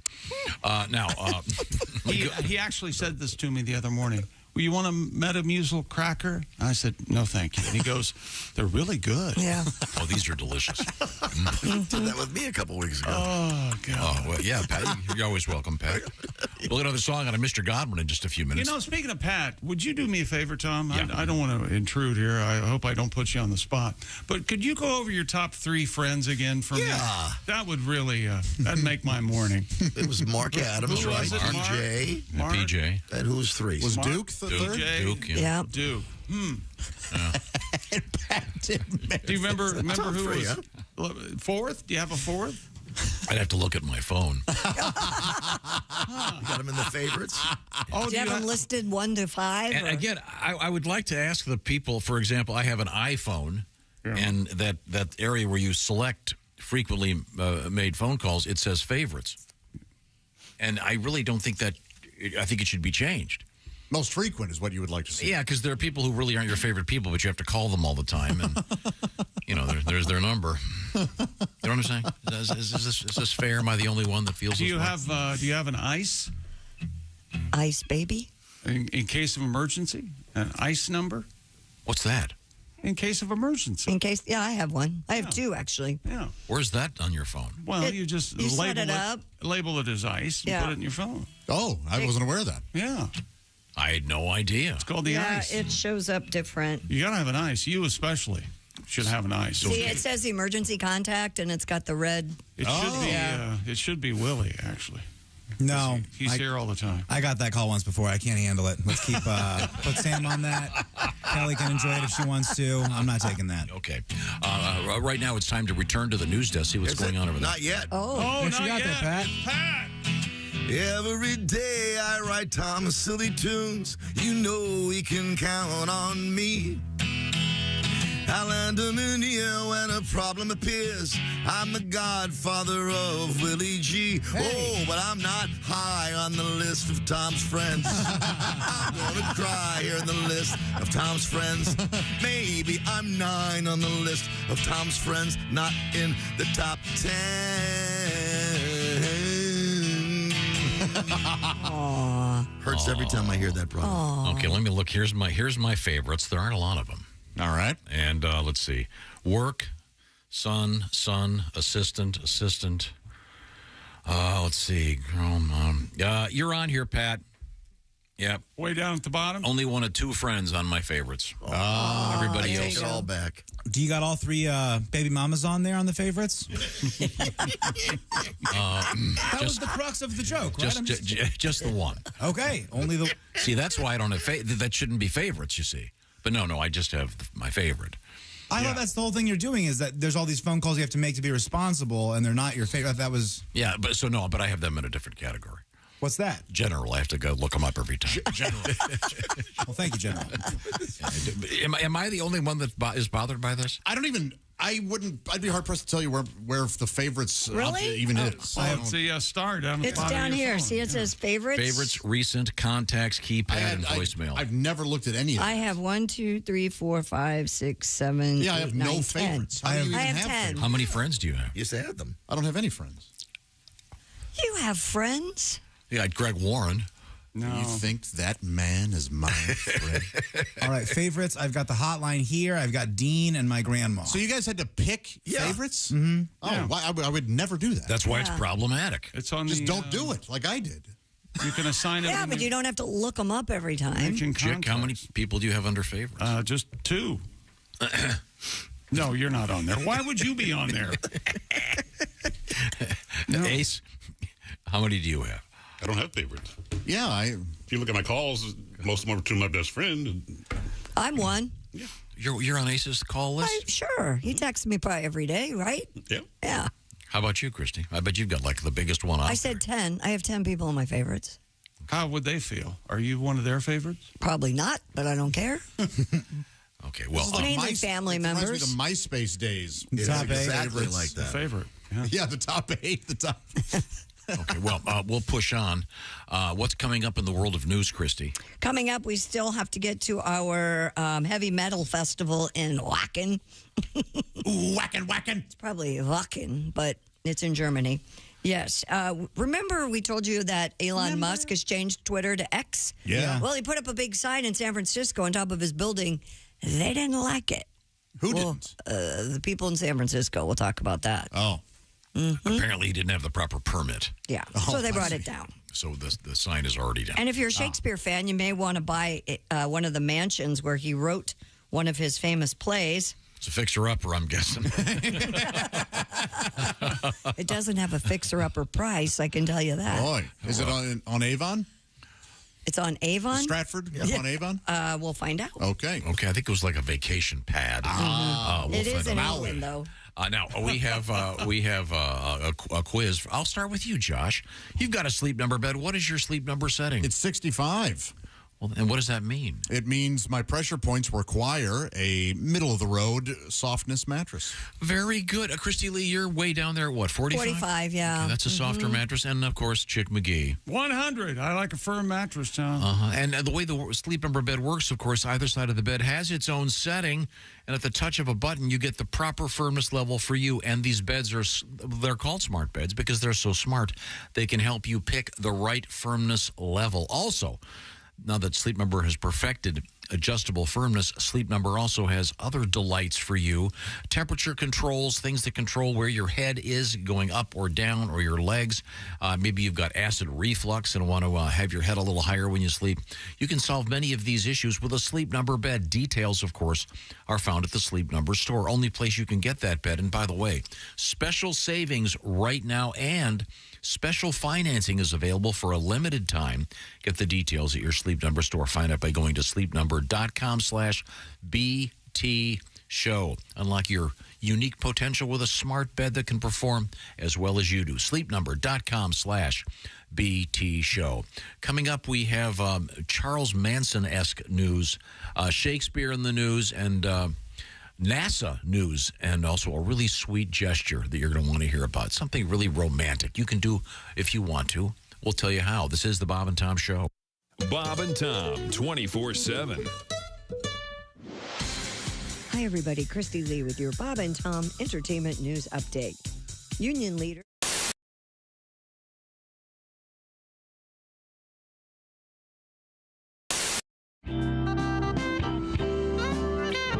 Here's why I like soccer now. I love to see our soccer team lose, not because I'm against them, but because I love to see the look of disappointment in all these fake bandwagon fans. I was in the airport when Landon Donovan and the boys lost, Right. People were in the airport crying. And we're just so proud of them. We love our soccer team. Really, name 3 players. How true? Just say you like soccer. First of all, we shouldn't even have a soccer team. We should have soccer players, but our national team's only function should be to go to other countries and allow them to stomp us because they can't beat us in anything else. Mm-hmm. We go to every other country. We take their best athletes in all their other sports. Soccer is the only thing they still have a shot at beating us in. Why would you steal that country's joy? We still have fun. We still have porn and other things that make us happy. A tremendous sport. Yeah. These other countries, all they have is that. And the last thing they want to do is lose to somebody they hate in the sport they perfect. How pissed would you be if the Lakers lost to Al Qaeda? Like, you understand?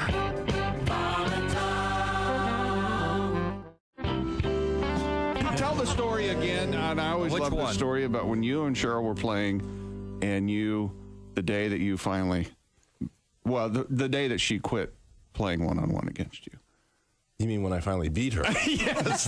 This is Reggie's sister, a couple of years ago. She wasn't going to play anymore. Well, when I sent her shot into my mom's rose garden, we started playing horse. Right. But you got to remember, Cheryl was always 2 to 3 inches taller as we were growing up. So I started to catch her in height my freshman and sophomore year of high school. Mm-hmm. So up until that point, Cheryl dominated me. But she dominated everyone, though. Yeah. I don't feel so bad. Didn't she score how many did she score that one night? You scored, what was it? 45. 45. 50. And she came in and... I'm gloating. Because we had played in the away gym. She had played at the home gym. So my dad was with her at their game, and my mom was with me. So we get in the car. Hey, I had my best game ever. 40, 45 points. Strider started. Strider, what did you do tonight? And she looked at my dad and kind of looked down. My dad's like, oh, she had a pretty good game. I was like, oh, yeah, but I bet it wasn't 40, 45. Yeah. No, she had a really good game. Well, what's really good? She had 105. By herself? I'm like, the team scored 105? No, son. Cheryl scored 105 points. I bet that record still stands. I believe it does. They beat that team 179 to 12. God. The point guard, which is still a record, had 39 assists. I mean, it was like crazy numbers.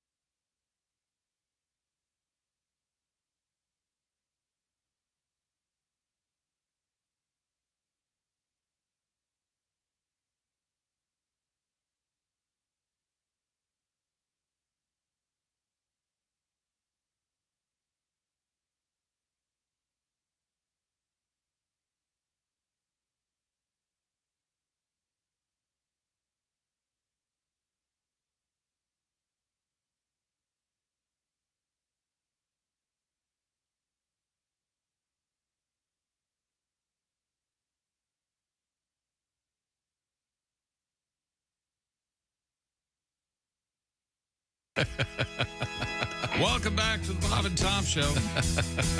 Christy Lee at the news desk. Hi. There's Pat Godwin in the performance room. Hey, Chick.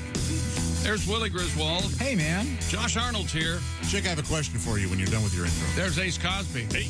I'm Chick McGee, and here's Tom Griswold. Yes, Josh.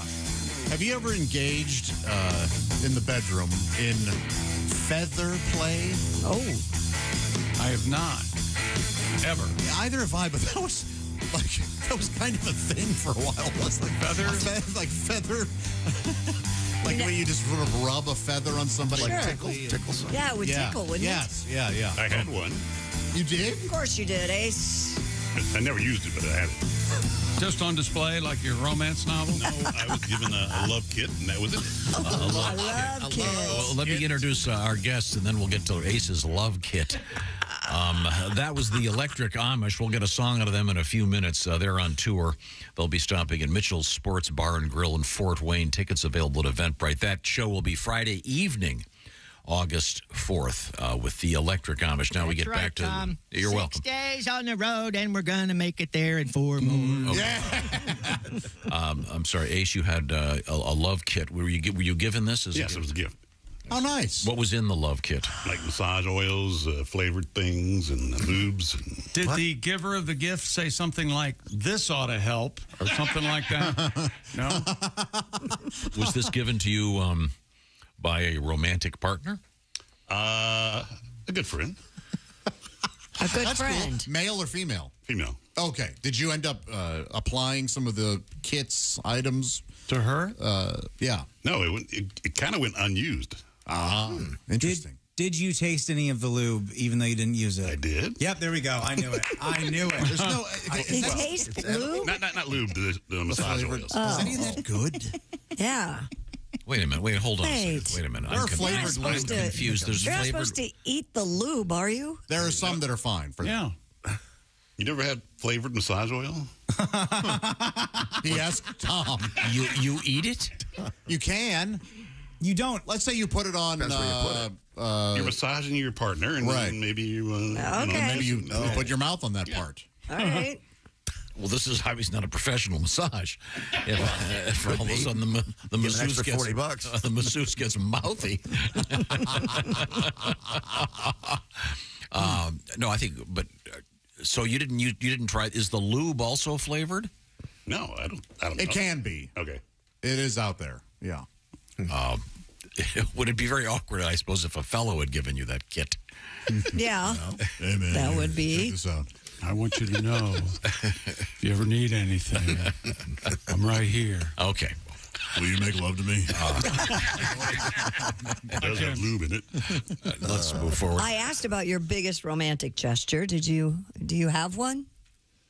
Have you made a big romantic gesture to this your is gal? We'll read the story first. A grand gesture, Tom.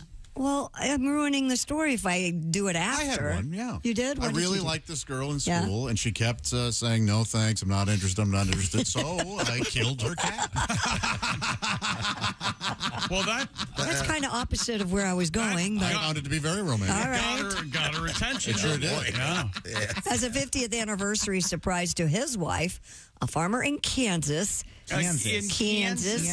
secretly planted 1.2 million sunflowers. The farmer, Mr. Lee Wilson of Pratt, told KAKE, It's cake.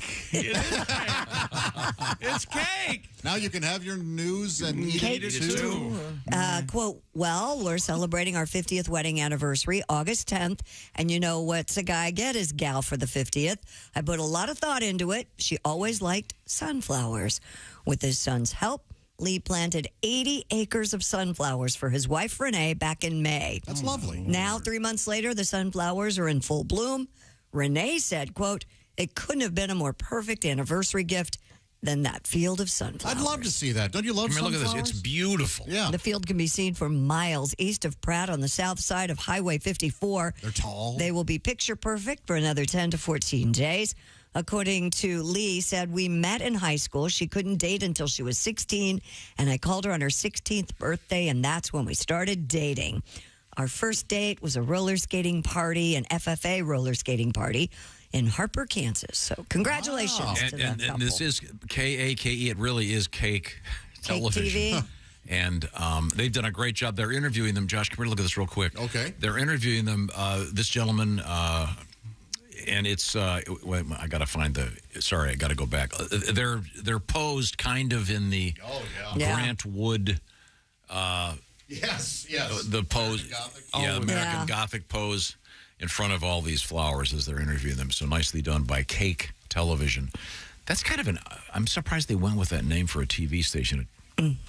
I mean, it kind of can soften. Don't you think it's a little bit too happy of a set of call letters? Cake. Coming up, we have The Clutter Murders as covered by Cake TV. Was that an In Cold Blood reference? Yeah. Sure was. Wow. This really is, it's really worth Googling this. The sunflower field is absolutely beautiful. It is beautiful. That was one of the highlights of my trip to France, taking the train, and you could see acres and acres of sunflowers. I was on a road trip once, and I saw like an acre of There you go. sunflowers, and I stopped and I was like, oh, I'm going to stop and take a selfie in front of these, and I did. And then when I got home, I looked at them. Who is this for? Why did I do this? Wait a second. You drove you have it? You drove by sunflowers and you stopped to take a photo with them? Yes. I didn't know you were a girl. I know. Do you still have that picture? I don't know. Oh, We you need should to find post it. We could post it I with was like, this why one. the hell did I do this? If you're Because it's cool. This is the only world where you're not a 23-year-old girl, and that's not the cover photo on your Facebook page. No, That's crazy, dude. Someone who knows nothing about farming, except that it's a noble profession and a very difficult gig. Yeah. When he planted the sunflowers early on, did they look like, they don't look like there's soybeans or corn coming up. So she had to be wondering, what the hell's going on in the fields over Maybe here? they planted a field that she doesn't drive by very often. Okay. Man, Annie had to go to the gas station to buy all those bags of seeds. Oh, right? Just walk up and down. It's nice, though, because it smells like teriyaki. Oh, he got the flavored ones? He got to eat a few, spit a few, eat a few, spit a few. Ooh, wasabi. Dude, I had this football coach, the special teams coach, and he would chew sunflower seeds all practice. And where they'd be standing doing all the kick practice, right at the 25-yard line, there would just be pools of these spit out sunflower seeds. They'd be there on game day. Disgusting. Has he developed diverticulitis yet? I don't think so. I'll ask him. I'll give him My older brother's a huge sunflower seed guy. When we're fishing, Really? Yeah, you look out off the boat and there's just all these shells. That's chum. I'm chumming the water. Bill does the world's biggest heavy metal festival, but driving rain, rivers of mud, and traffic jams in northern Germany have led organizers at the Wacken Open Air Festival to ask fans to stay away. Wacken. Yeah, so it would be a V. Wacken. Okay. Look at the headline. It's not fucking? They've canceled it. Yeah. It says whacking off. The giant annual outdoor event See, the known joke doesn't work if you use whacking. You see, as WOA is set to kick off today with 85,000 headbangers. Whoa. Due to descend on a venue of farmland and cow pasture to hear 150 bands on 8 stages over 4 days. Wow. Wacken is facing severe accessibility problems, though, this year, prompting both promoters and police to tell anyone who has not already arrived at the show to turn back. They had to pull a bunch of vehicles out of the mud, and it's just been a nightmare for them. Huh. That's a shame. They have these huge tractors pulling cars Yeah, out. you can look it up on your own, but it's pretty much incredibly icky-looking video. Okay, well, let's speaking of German accents. Yeah. Why don't we head that direction and talk to those Amish fellas that are visiting today, Carl, Graber, and Barry. Hello, and Tom. they make up the Electric Amish, and the fellas are on tour. Their stop this Friday evening, is Mitchell's Sports Bar and Grill in Fort Wayne, Indiana. Tickets available at Eventbrite. What do you have in mind, Graber? Well, gosh, are you going to come up and see us, Tom? You're going to be there to show with us and hanging out? That'd be great. Yeah, that would be great. Oh, look forward to seeing you then. Cool. Okay, good. Oh, boy, we've been... First of all, somebody told me yesterday you guys were talking about a backward cowgirl and reverse breaking cowgirl? somebody's tool or something. Yes, it's the most dangerous sexual position. Doctor was saying that the so-called reverse cowgirl can lead to a broken male member. Oh, that's a sex position. Yes. I completely misunderstood. Well, you're not going to find Amish folks doing some sort of reverse cowgirl or any of that. You know why? Why? Because we learned you do not turn your back on kin folks.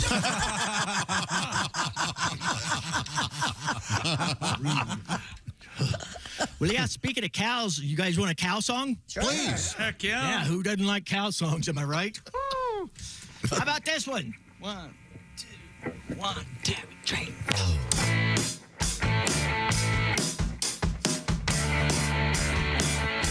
Yeah, yeah, yeah.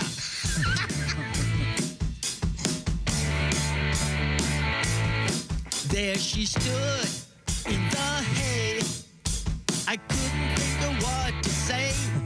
She was there on all fours, so I turned around and locked the doors. Just one thing on my mind as I crept up slowly from behind. I couldn't wait or hesitate. This cow I got to vaccinate. All right, cow, Bessie, she's an all right cow. All right, cow, Bessie, she's an all right cow. Whoa, whoa, whoa. Let me tell you all about it now. I took her back to her stall. Then I pinned her head up against the wall. I grabbed the teats in each hand. I was yanking on her mammary glands. I said, whoa, don't go so fast. Don't you want your milk to last? She said, moo, moo, moo, moo. I said, what the heck do you mean by moo? All right, cow, Bessie, she's an all right cow. All right, cow, Bessie, she's an all right cow. So I took Bessie to the fair. All the other cows were there. She was such a good girl, yeah. I took her on the tilt-a-whirl. She was so fine, yeah, she won first prize. Then I saw hunger in the judge's eyes. I said, come on, no, don't hesitate. We must leave before you end up on his plate. All right, cow, Bessie, she's an all right cow. All right, cow, Bessie, she's an all right cow. All right, we're so happy together. Bessie, she's an it's all right, it's all right, it's all right. Yeah, everything's all right. What are you looking at, mister? Have you ever seen a man and a cow before? The Electric Amish. Oh, that's so nice. A tribute to cows. Putting the free in free range. Yeah. Oh, that's so nice. Oh, Yes. I see what you did there, Josh. Thank you. And I'm Amish. I don't even, Really I didn't great. even know those guys. Thank you very much. That was Hey, just lovely. I don't know if Chick and Josh might like to try to sing along with us real quick. Oh. We were talking about a song you guys might. I don't know if you know this or not, but it's a little something like this.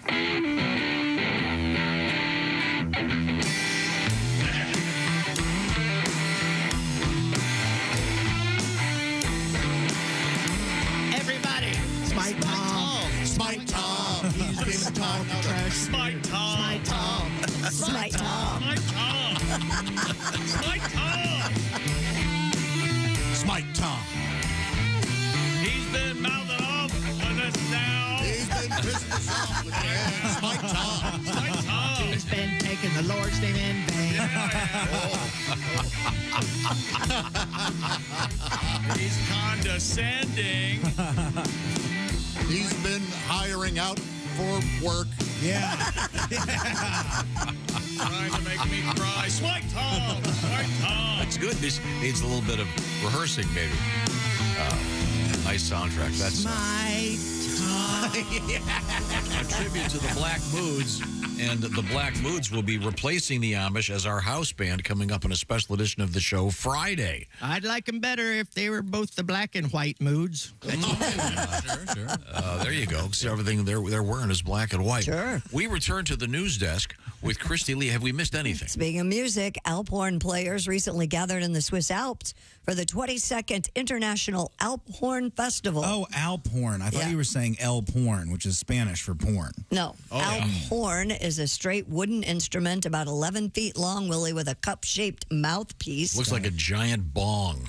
Players formed a wide semicircle above the ski resort of Hout Nadaz for the country's annual Alphorn competition. Players are judged by a 4-person jury screened off inside a tent, so they do not know who's playing.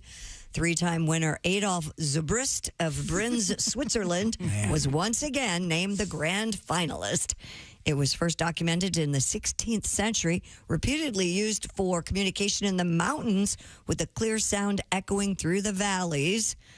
Fabian Kruzazaz, musical director of the Swiss Alphorn Academy, said the instrument was historically used to warn off dangers, such as wolves, or call for help if an animal was injured. So do they history have, of your Alphorn. Is it like Morse code? Do they have different sounds for different things? I guess. I'm surprised. I'm sure in the there's 16th a century. Swiss Alphorn Academy. Is that a 4-year college? I don't.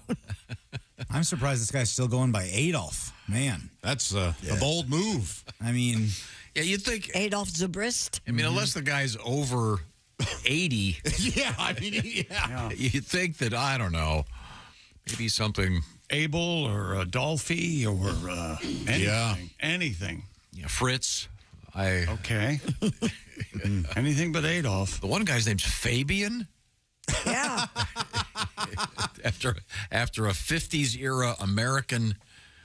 Was he the first Fabian? I don't know. I don't know of any other Fabian, but the one in the 50s, the teen heartthrob. Yeah, Fabian. Yeah. So this is kind of like a vuvuzela, but I think deeper. Right? And bigger, yeah. Yeah, significantly bigger. Do you suppose they have Alphorn groupies? Oh. Do I carry my horn, baby? How do you carry those around? 11 feet. Don't they have wheels on the front? I thought they did. Oh, they by do? the bell or whatever. They'd have to. I assume they break into pieces like a sax. Probably. I don't know. I would think. Otherwise, I think they're carved out of one single piece of wood. Oh, that's a skill. Yeah. Oh, Takes hard you to store. 6 months to complete one. They make me want to eat bugles. Yes. Don't you like bugles? God, I love bugles. Sure, yeah. Make Have you gotten your nails. kids bugles yet? Make nails they out put them of on them? the witch nails. Yeah. Put them on your fingers and eat them off. I'm enjoying a snack. Oh, I'll have to try that. That sounds like As fun. fun as you'll ever. Okay, coming up, dog too. Coming up, it's going to be sexy time with Alli Breen. But right now, I need to tell you about Raycon earbuds. Yes, you Tom. do. Okay. Raycon earbuds, summer. We're still out there playing and partying, and you know what would make it better? Raycon earbuds. Everyday look, feel, and sound better than ever with 3 sound profiles for your head. They feature noise isolation and awareness mode. You can choose to be immersed in sound or tune into your surroundings when you need to. And you can listen while you travel during a grueling workout with optimized gel tips that fit every ear ever made. And the Raycons are comfortable enough for all-day wear, and they will not budge. And with Raycon, you also get 8 hours of playtime, 32 hours of battery life, seamless Bluetooth syncing, and Raycon start about half the price of other premium audio brands. No wonder Raycon's everyday earbuds have over 56,000 5-star reviews. And right now, go to buyraycon.com/Tom and get 15% off your Raycon order. That's buyraycon.com/Tom. 15% off your Raycon purchase. That's buyraycon.com/Tom. Thank you very much. I love my Raycon earbuds. Coming up, more music from the Electric Amish and Sexy Time. With Alli Breen, this is the Bob and Tom Show. Reach us toll free at 1-888-BOB-TOM-1 or at bobandtom.com. This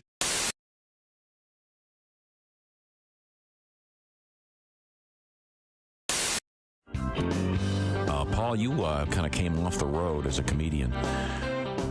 many years ago when you started doing the TBS show. How many? We started in '95, so Really? 14 years. Wow. Doing it. But you occasionally go back out on the road and do stand-up. I do. I took a little time off the last couple of years, but now I'm getting back out there. You know, it can kind of burn you out being on the road. But, Sure.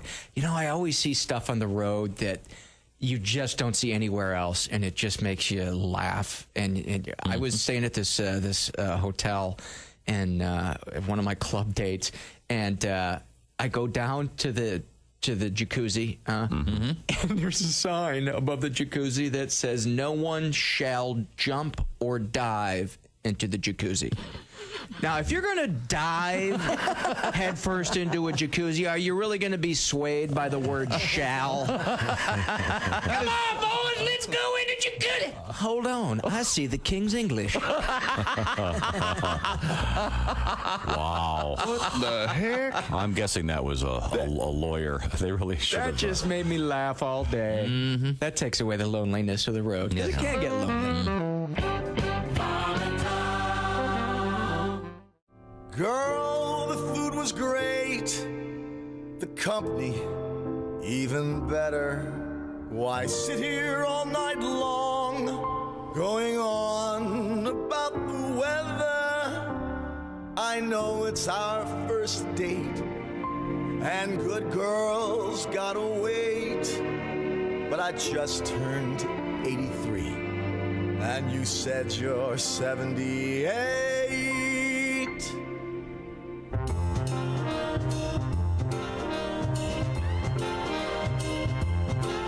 The moon is full, you know what I'm thinking. Let's make love, we're old and we're shrinking. The hour's late, let's just do it on our first date.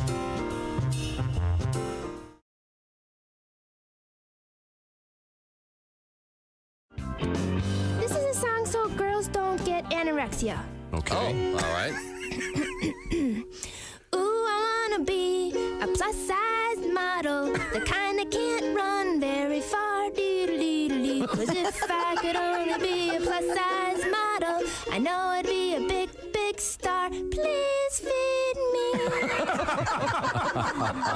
So some people get sensitive about it, but don't, because the beautiful women are the big women. I agree. And I gained some weight, then I couldn't afford to keep it. Here we go, and I want a carbo load without having to exercise. I don't want to worry if the fat goes to my thighs. I want to wear a plus-size brassiere for room. I want to eat chips and wash them down with beer. Well, I've got a plus-size dream, but I'm plus-sized. Ornery for the best job in the world goes to the bigger girls than me. They're all sluts.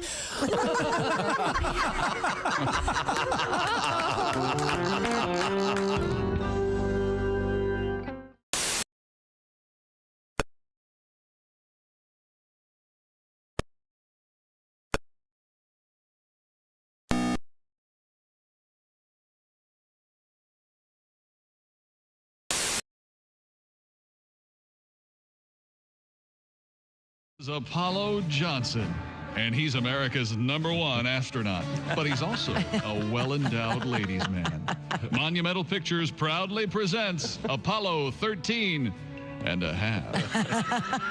Oh, Apollo, your rocket is so big.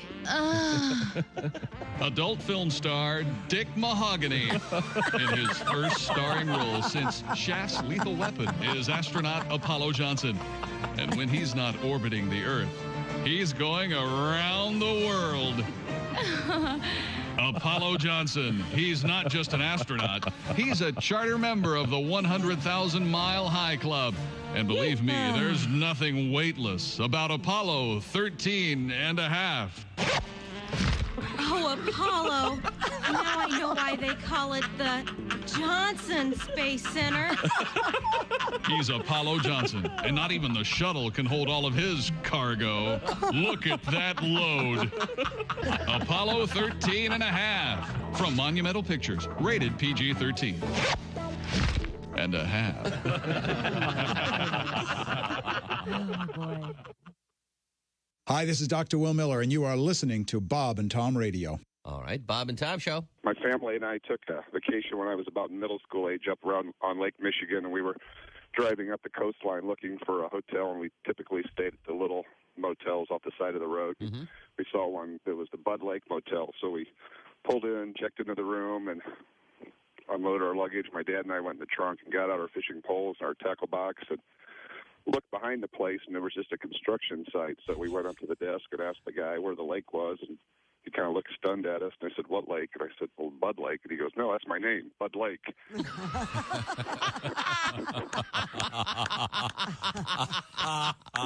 Let's hear it for Bud Lake. Yeah. It was the Bud Lake Motel. Well, see, at least there's a reason for it. Exactly, but much better story than any fish you'd have caught. I'll tell you that. Yeah, probably so. There you go. Wow, that's a great. I wonder if how Bud's doing. I wonder if it's still up. We don't know anything about you, Christian. Are you a married guy, single guy? I am married. I got married this past August. I am one of those lucky men. I'm one of those at first sight situations. I met my wife. I looked at her and I said, "Oh my God, this is the woman I want to spend the next 4 to 7 years with." Wow. Wow, that's huge. That is an exciting time, isn't it, Christian? Isn't it sweet? Yes, isn't it is. That is lovely. How's it going? You know, it's not bad. She travels with me a lot, not as often as I like. I love traveling with my wife because every time we go away together, we play this really fun game. It's called How Is This My Fault? Essential Morning Radio. All day and all night. This is Bob and Tom Show from the fair. Hey, welcome back to the Bob and Tom Show. Christy Lee at the news desk. Hello. Pat Godwin in the performance room. Hey, Chick. There's Willie Griswold. Hey, man. There's Ace Cosby. Howdy. There's Josh Arnold. Hi, Chick. Hi. I'm Chick McGee, and here's Tom Griswold. In the background, our house band. Yeah. It is, of course, the Electric Amish on their massive summer tour. They'll be hitting Fort Wayne, Indiana, coming up Friday only at Mitchell's Sports Bar and Grill. And, of course, that's you'll find those tickets at Eventbrite. And let's say a quick hello to the spokesperson, the spokesman, if you will, for the Electric Amish. Graber, good morning once again. Do you have another song for us? Good morning, Tom. Hello. Yes, we've got 19 more songs for you. All right. Wow. We're going to try to squeeze them all in this break. Is that right? Break? Am I pronouncing that right? Yes, you got it right. Go ahead. What have you got? We'll hear one, certainly. Oh, really? Oh, okay. Well, as long as you're going to hear it. All right. This is a song about farming and delivery. Okay. You guys have heard about a lot of transportation distribution problems. And that sure, yeah. So that's the Amish are no stranger to that. So here we go. Goes a little something like this. 1, 2, 1, 2, 3.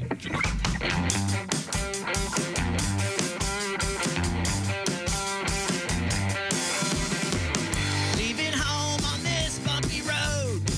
Man, my butt's getting sore. I got to go out and sell this hay. You know my wife and kids are hungry at home. But these cars are spooking my pony as I merge onto rural Route 7. Driving, I've got flies in my eyes. You know I should have washed that horse. He stinks to high heaven. Big old horse and buggy. It ain't carried me too far today. Oh, big old horse and buggy. And the market's still 10 miles away.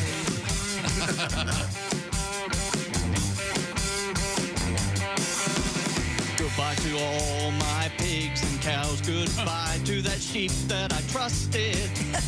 I had to sell off all my livestock and tools to replace the stupid plow that I busted. Now some folks say we're bass backward and we ought to use modern machinery. But you know what? They can all kiss my white Amish ass. I'm just trotting along, enjoying the scenery. Big old horse and buggy. Oh my, what a beautiful day. Whoa, big old horse and buggy. Ah, the mark is still 9 miles away.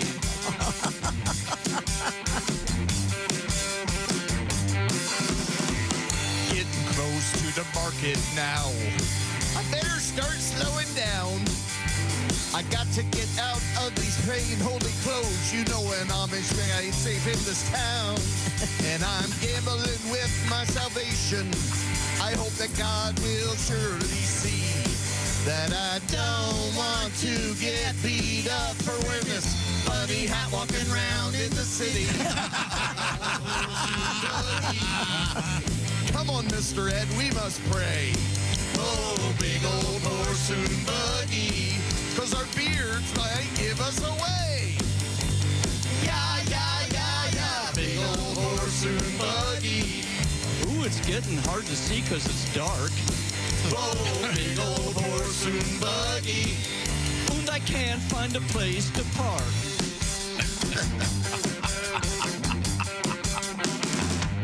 All right. The Electric Amish. Thank you, evil hellbound heathens. You're very welcome, fellas. Looking forward to seeing everybody in Fort Wayne. Okay, that's Graber on the guitar. And if you haven't seen Graber's guitar, it's a brand new model from Gibson, the signature Graber model, and you'll have to see it in one of the earlier songs that they played. It's very, very nice. To believe it. I can bring it out for some more songs, Tom. We've still got another 18. Okay, well, we'll do one in just a few minutes. Grab that other axe for me, will you? I don't have time to do any chopping, but I'll grab my guitar. Okay, thank you very much. Barry Goodman on the drums and Carl Goodman on the bass. None of them related, by the way. Right. Very, very, very interesting. Now, we return to the news desk. Yes. With Crispy. Crispy? So sorry. Faster. Krispy Kreme. Christy Lee, not Crispy Lee. NASA has once again heard from Voyager 2 after mistakenly cutting contact. Flight controllers accidentally sent a wrong command nearly 2 weeks ago. Whoops. That tilted the spacecraft's antenna Can you imagine, away from Earth and severed contact. They probably don't have much to do, right? I mean, they're sitting around and. Well, it takes 2 weeks to get a message to it, right, or something like that. It's like a lot of downtime. I'm going to go play pickleball for the next 4 hours, and come back, and then. Is that how you perceive NASA to be? Oh, no, in the case of the guy sitting there watching Voyager 2, yeah. NASA's Deep Space Network picked up a so-called heartbeat signal in interstellar space billions of miles away recently. Project manager Suzanne Dodd said this means the 46-year-old craft is alive and still operating. Flight controllers at the Jet Propulsion Laboratory in California will now try to turn Voyager 2's antenna back toward Earth. I mean, it's all amazing. Sure. It's amazing technology. It's just when there's you don't have much to do and they sent the wrong command. I mean, how many buttons are there? Well, hey, Bill, hit the red button. No, that's the white one. Oh. So if they sent a wrong command, it'd be 2 weeks before they knew they sent the wrong command, right? And then they'd have to wait 2 more weeks to get the right command to it. Well, Chick, if the command doesn't work and controllers doubt that it will, they'll have to wait until October for an automatic spacecraft reset. The antenna, by the way, only 2% off kilter. Voyager 2 rocketed into space back in 1977, along with its identical twin, Voyager 1, on a quest to explore the outer planets. Still communicating and working fine, Voyager 1 is now 15 billion miles from Earth, making it the most distant spacecraft. Voyager 2 trails its twin in interstellar space at more than 12 billion miles from Earth. It's absolutely amazing. Yeah. Would it be cool if they sent back a signal and they got Rick rolled? Or there was a picture of an alien knocking on the window. Never gonna give you up. Is this the one they send music out on? Is that what they did? They had a disc, I think. Chuck Berry song and all that stuff, right? I think so. Yeah. And they... classical music, long hair music. And Didn't they have a drawing of an atom? Is that right? I thought it was the Da Vinci's Vitruvian Man or Vesuvian Man, whatever that's called. Yeah, very interesting. Vesuvius, he's in a coming up, it's going to be Sexy Time with Alli, Breen.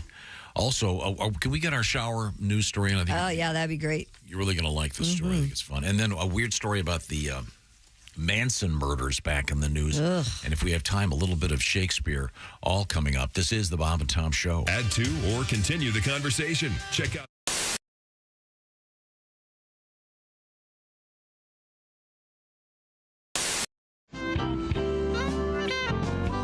What we gonna do? I think we're gonna do a little song.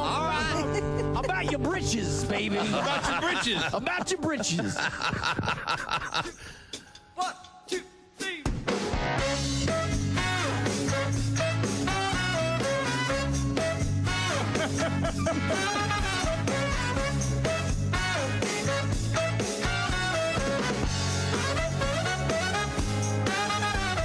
Monday, Tuesday, hump day is halfway. Sticking in the pig, popping in the bank. Saturday's coming quicker than anything. 48 to rendezvous. I'm gonna blow a wad on you. Oh, I'm coming in my pants, my shirt, my best suit, baby. Gonna pick your flower, gonna be there in an hour. Coming in my pants, shine shoes, and my necktie, honey. I'm so excited, I hope that I don't come.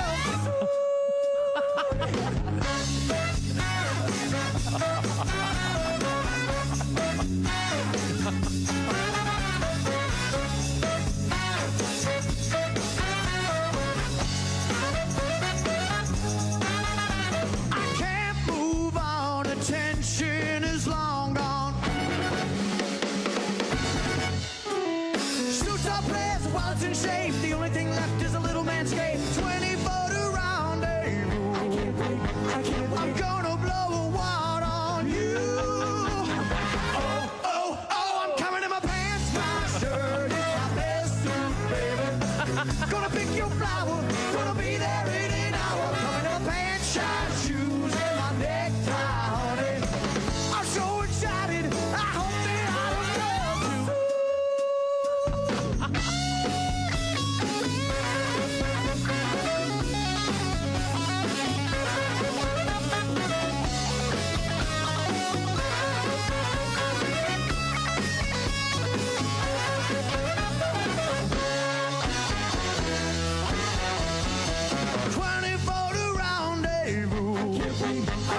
Gonna blow a wad on you. 24 to rendezvous. I'm gonna blow a wad on you. Oh, I'm coming in my pants, my shirt, it's my best suit, baby. Gonna pick your flower, gonna be there in an hour. Coming in my pants, shine shoes, and my necktie, honey. I'm so excited, you know. I'm coming in my pants, my shirt, it's my best suit, baby. I'll pick your flower, gonna be there in an hour. Coming in my pants, shine shoes, and my necktie, honey. I'm so excited, you know. I can't wait, baby. I'm so excited, you know. I can't wait, baby. I'm so excited. I hope that I don't come too. Oh, dang. Oh, yeah. Fantastic. Here come the mummies.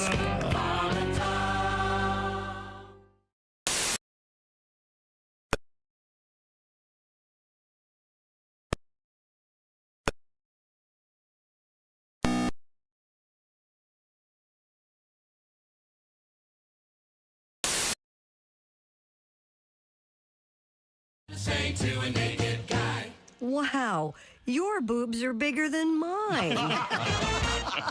Hi, this is Mike McRae, and you're listening to Bob and Tom Radio. And with us in the studio, we have a distinguished actor and comedian. He is John Witherspoon. My 11-year-old, he's going to private school. Only reason to go to private school is my mother-in-law helps pay half. Little rich kids go there. I see Warren Beatty all the time. Oh, yeah? I see Warren Beatty there. He's and Annette Bening. And my son talks like this. Father. Would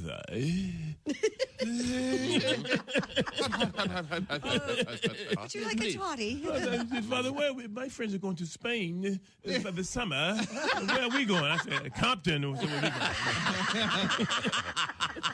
Compton. Back to Detroit. To Detroit. Yeah. I'm going to show you something. I'm going to give you that 2 left boots with one of them with a high heel. That's right.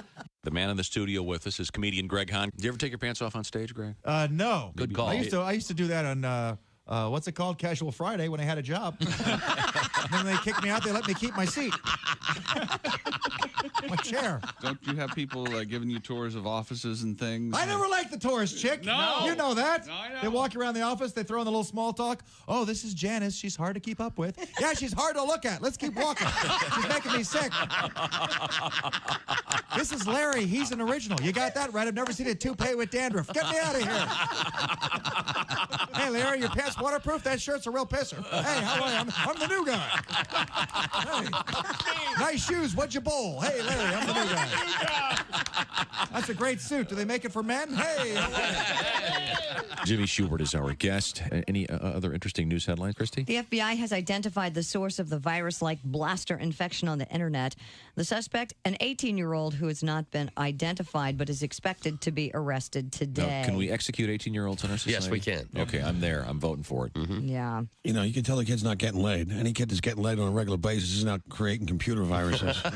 How true. So it's basically, that's a sex education in high school.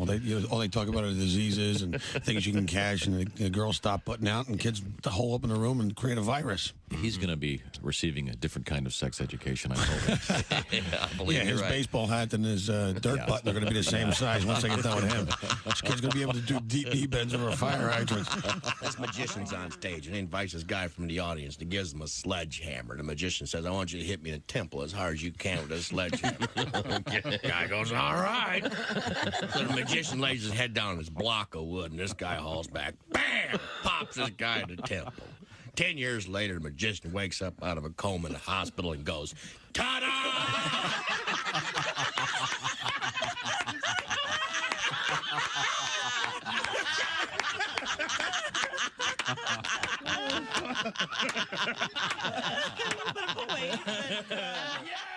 Good morning, sunshine. Bob and Tom. Fairgrounds. Hey, welcome back to the Bob and Tom Show. Christy Lee at the news desk. Hello. There's Pat Godwin. Hey, in chick. the performance room. There's Willie Griswold. Hey, man. Josh Arnold's over there. Hey. Ace Cosby's there. I'm Chick McGee, and here's Tom Griswold. Thank you very much. Thank you very much. That's the sounds of the Electric Amish, our house band for the morning. Coming up, it'll be Sexy Time with Alli, Breen. We'll hear more from the Amish boys in just a second. Graber has out his very special Amish Gibson signature guitar right now. That's a good-looking guitar. How would you describe it, Christy Lee? Well, it has the famous triangle that you see on the back of Amish buggies, the slow down, or a slow-moving vehicle. And if it gets the light just right, you see that it's got the reflective tape. Yeah, well, the red part is kind of like reflective. It's pretty cool. That's a nice guitar. Yeah. You can see a lot of those being sold by the Gibson people. Yeah, all the Amish out there. Oh, sure, yeah, sure. Very, very popular. Thank you, fellas. Everyone under 17. We're going to get back to the boys in just a second, but right now, ladies and gentlemen, I'm not sure if the Amish understand comedy. I don't know if they... We've been questioned about that many, many times. But we do have a professional in the studio with us, and he's going to give them a little schooling in the world of comedy. Who's that sexy man with a deep voice? Ace Cosby, here he is with his joke of the day. What do you call an Amish man with his arm up his horse's behind? I'll have to go back to one of our CDs to find the answer to that one. A mechanic.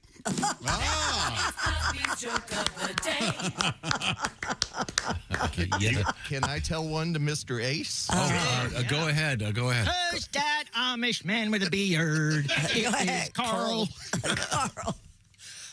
Mr. Ace, did you hear about the farmer who put Spanx on his mule? No. He heard it would make his ass look fantastic.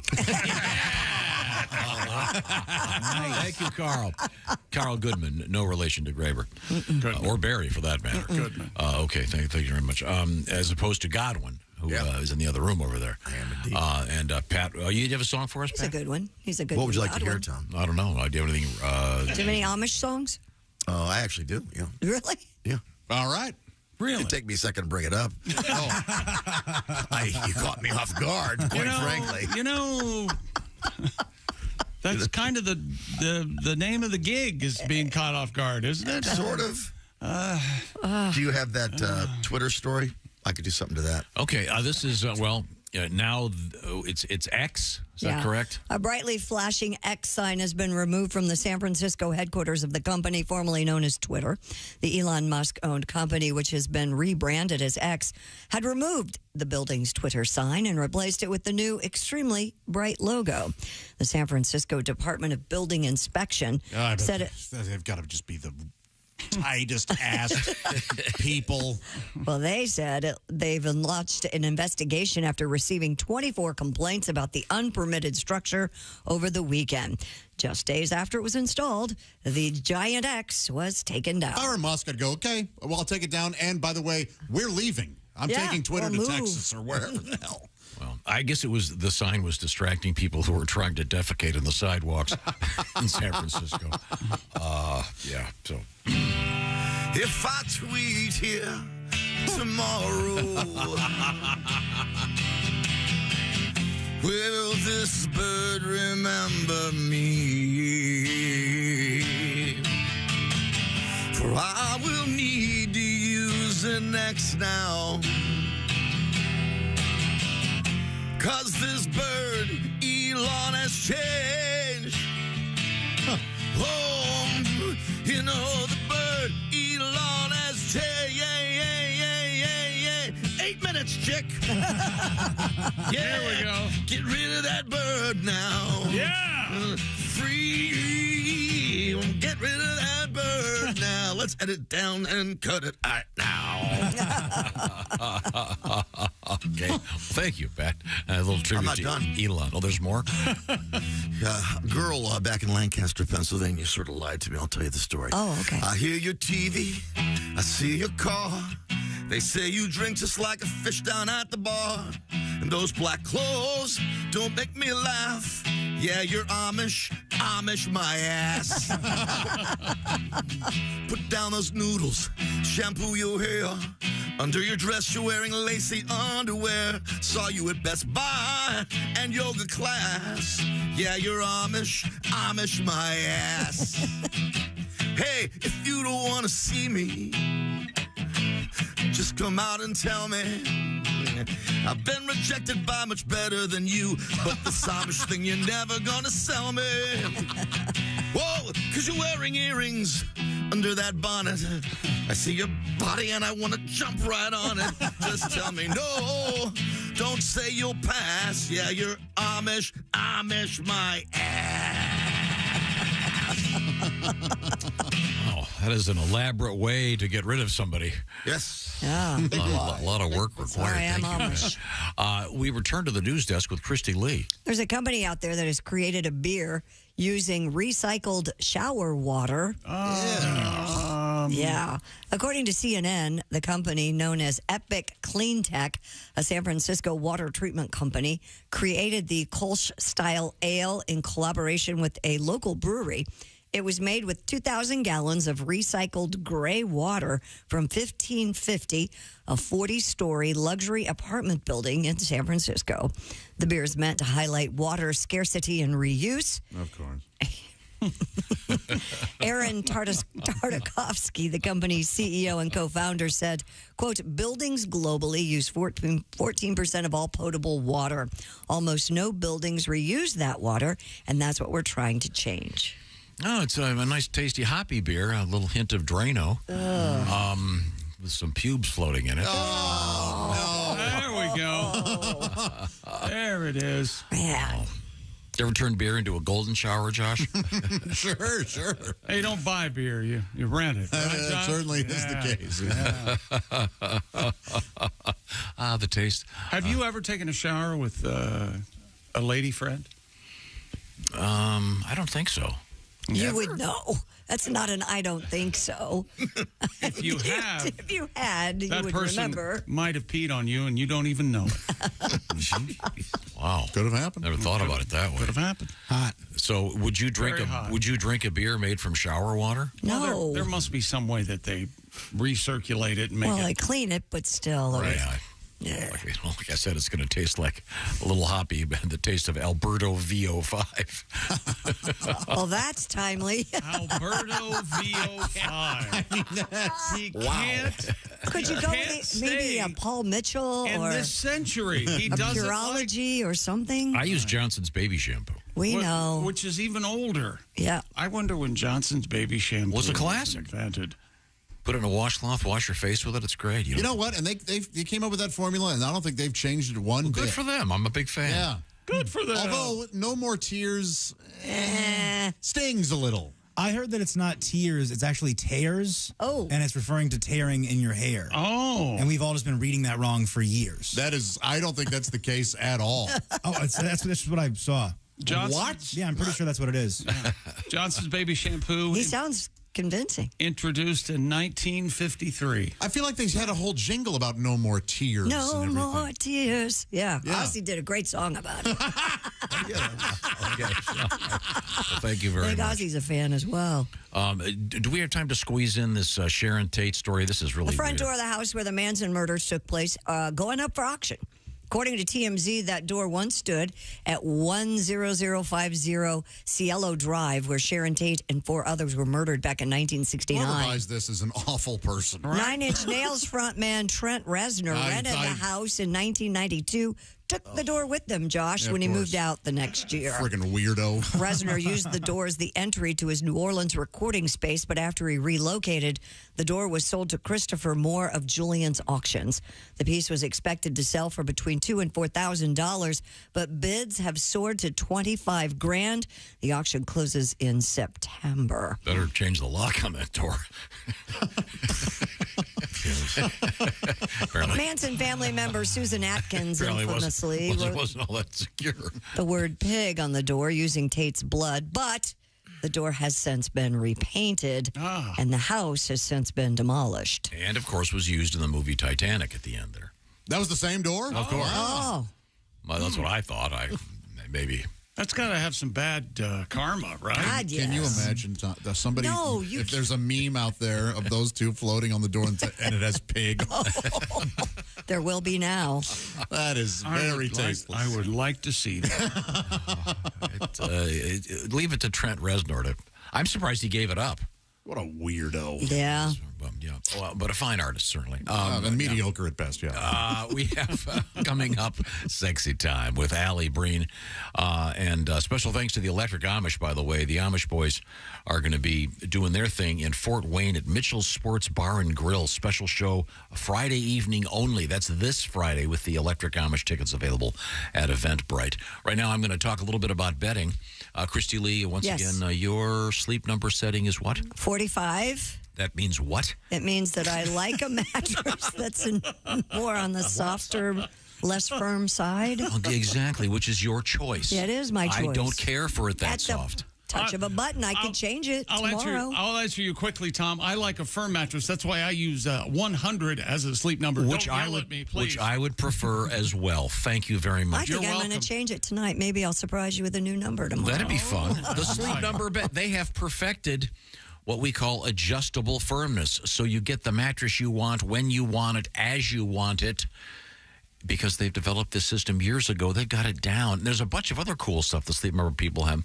They have a way, for example, to raise your head. Maybe you got acid reflux issues, would prefer sleeping in a different position. They've got temperature controls, all kinds of stuff. Find out at your Sleep Number store. Here's the biggest thing they got right now, $500 savings on the next generation Sleep Number smart bed. Get the details at sleepnumber.com/BT show to find out where your Sleep Number store is. That's where they have all the information you need. So unlock your unique potential with a smart bed that can perform as well as you do and sleep at the next level. Only by going to a Sleep Number store. It's the only place you'll find the Sleep Number bed. Sleepnumber.com/BT show. Find out about that special financing right now. Coming back with Sexy Time. And Alli Breen, this is the Bob and Tom Show. Hi, this is...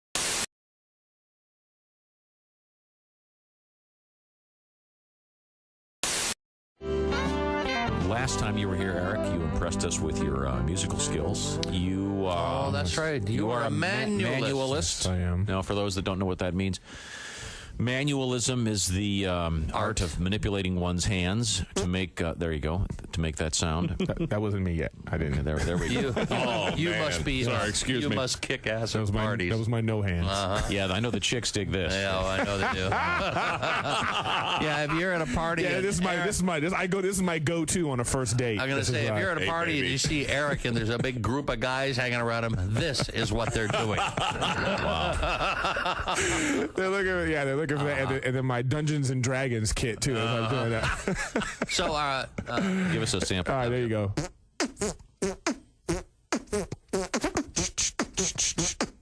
Very nice.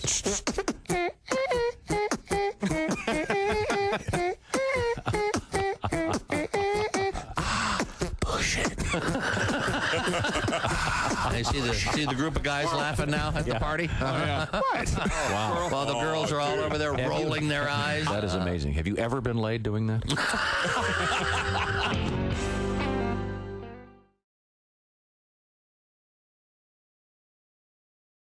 think you're supposed to put it in. It's a concept.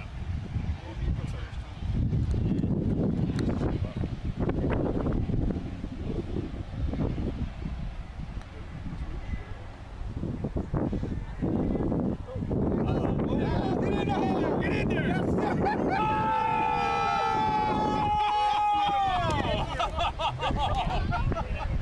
Unbelievable. Candy, that's the best bump we've had all day. Ladies and gentlemen, congratulations.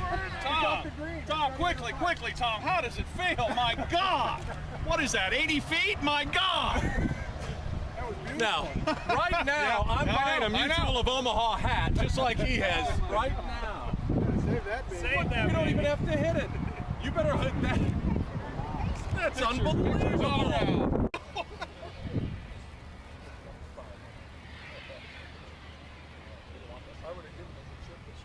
No, give me. You don't have to put the ball right on the marker.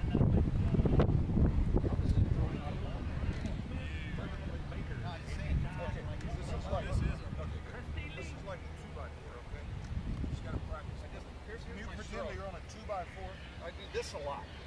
I'm going to hit you with this flag if you screw this up, okay? All right.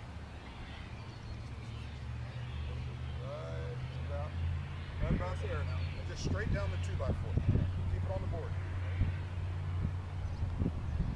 There should be. Yes! Woo! Money! We got to get a picture of this, Tony. I'm nervous. I've seen Beatles.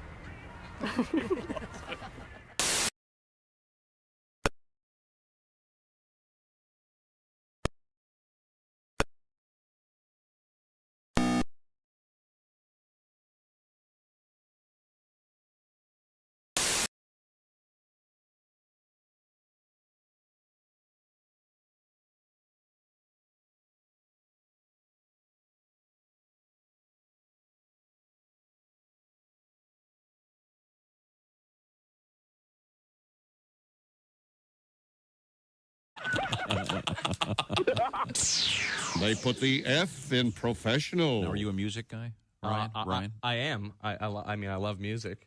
What Do you play anything? I play a little bit of. Well, here's the thing. I took band in school. And when I realized that wouldn't make me cool, I wasn't very popular in school. I know that's hard to believe, but I had because I had a mullet. I was like 13, early 90s. I had a mullet and a fat neck. My neck was the last thing to grow, and it's a bad thing to have a fat neck and a mullet because it's like it draws attention to your fat neck. It's like you're some sort of nerdy superhero where like my only power is not seeing vaginas. And so wait a minute. Wow. Wait a minute. Yeah, boy, that's okay. Man, that's a gift. Yeah. But I took like I mean I learned how to play guitar and piano a little bit later in life. Yeah. I joined the band thinking that I'd meet girls, and I played trumpet, and it's not until you're an adult that you realize that those were all useless instruments. Like, I mean, the clarinet is no, that's not going to get the chicks. Yeah, unless you come across a snake in a basket. Yeah, that you have to. There you go. Oh no! Good thing I took the clarinet.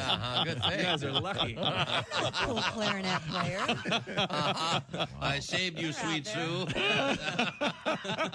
And Jesus said, take this bread and eat it. It is my body. And the disciples said, Jesus, we're all on low-carb diet.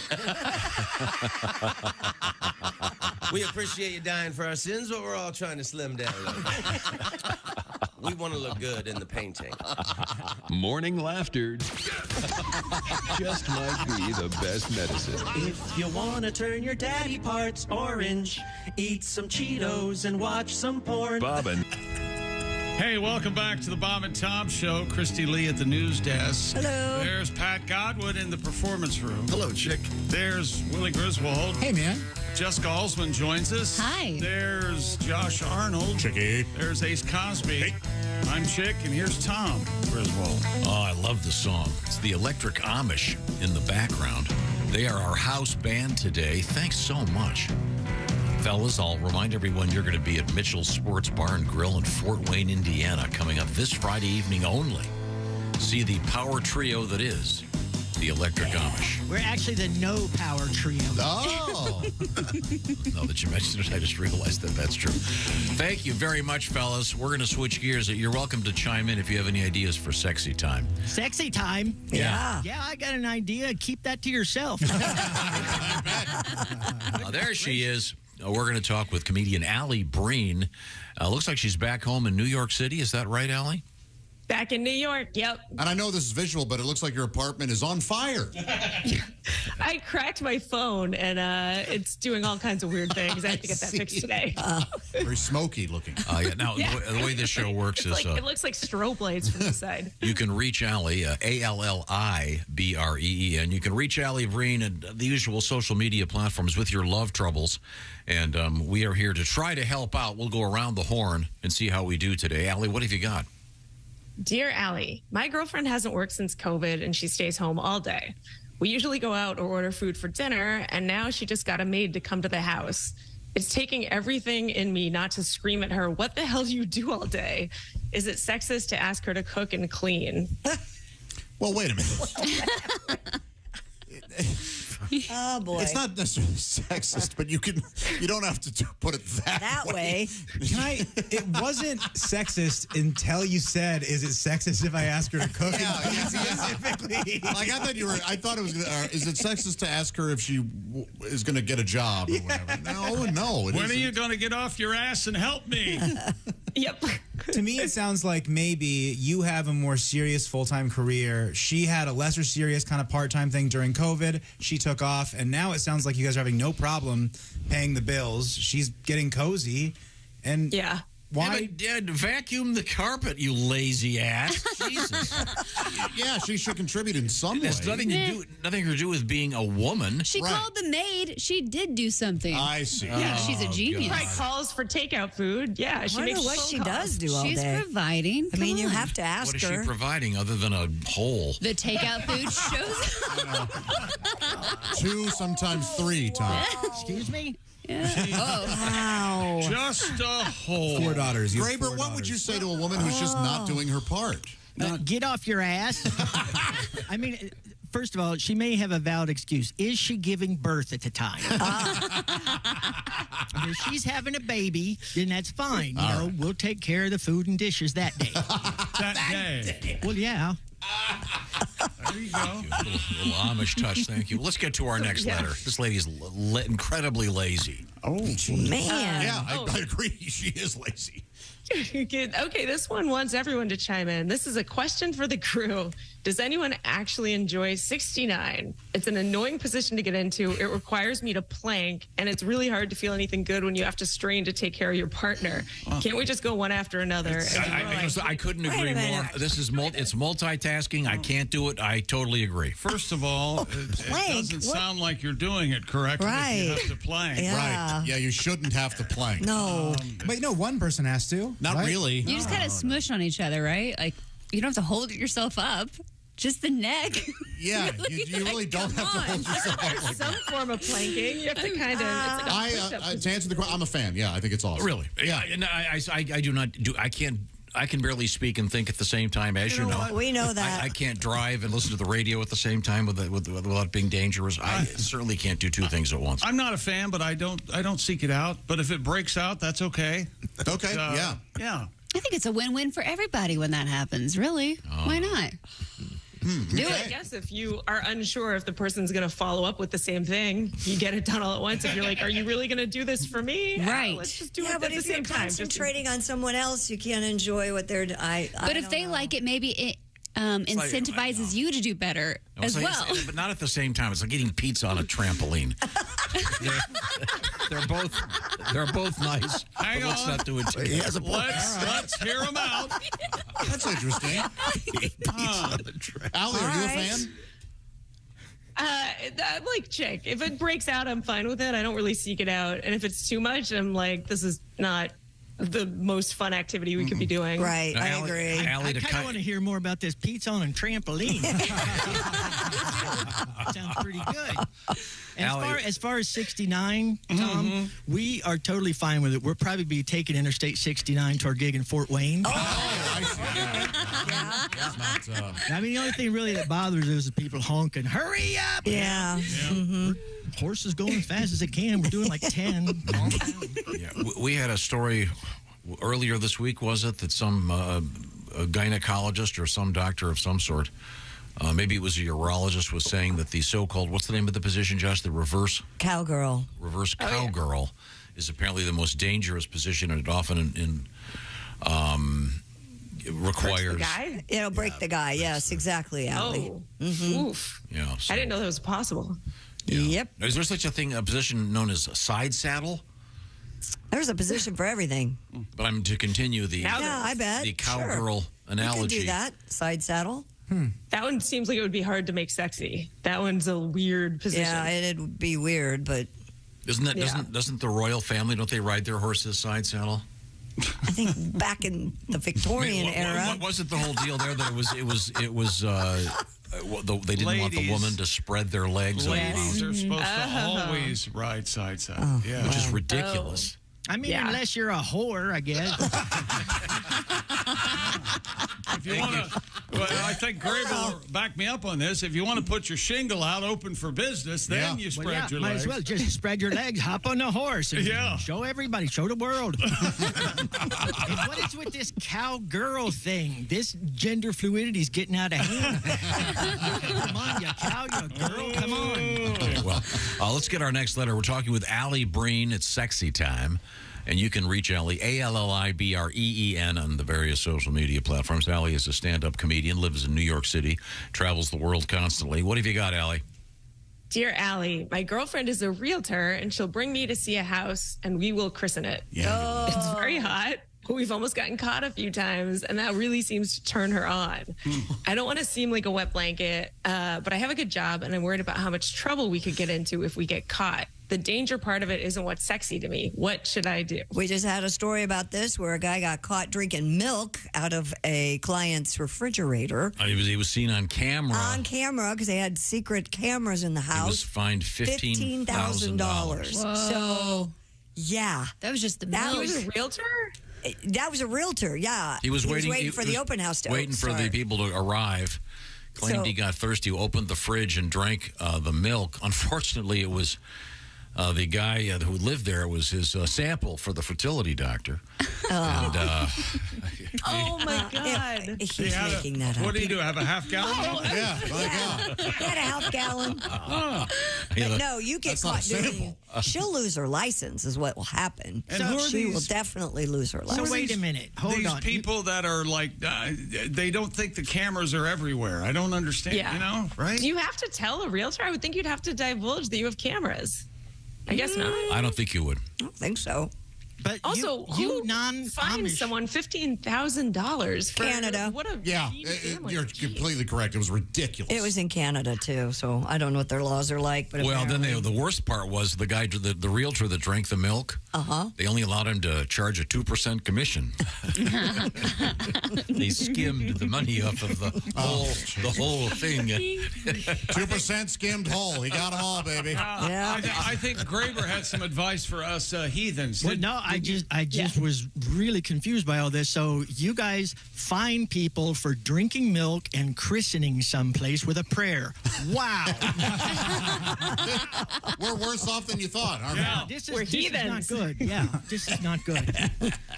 Heathen. I say keep living. Do it. No. Who cares? You get caught, you'll. What if your house was for sale and you found that the realtor had slept in your bed, had sex in your bed? Bed? I'd be all right with it. That's settled out of court. Where do you think they're having sex? I thought maybe they'd be having sex like on the stairs or just on the floor somewhere. Yeah, if they're freaky, they're probably doing something more than the bed, I would imagine. Well, wait a minute. The level of freakiness is not the issue here. This is a professional situation. I mean, Josh, if someone were to go to your house and if some couple were to have sex on your bed, christening it as two people in the bed for the first time. We all stay in hotel rooms. You think sex has never happened in any hotel room you've stayed in? This isn't that big of a deal. Let me tell you something. It better not. New beds each time. This isn't that big of a deal. Wait. No, it is. It'd be like if I came in here in the morning early and you were in here rogering one of these ladies of the evening that you pay.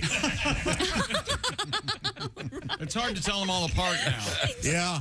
You know? Sorry. I'm sorry, Josh. Is rogering a real word? Is that a Tom word? I don't even know that one. It's from a book called. There we go. It's not just from a book. It's a mostly British book. No, it's not. It's called The Diary of a Virginia Gentleman. It's not just the from first a book. time it came out.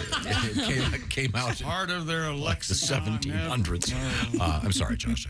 No, it's completely unprofessional for the realtor to be. That's what makes it hot. So I say live hotly. Okay. Nobody asked if it was professional. Wait a minute, hang on a second. Yes. Live Josh, hotly. If you find that hot, you are going to love hell. It's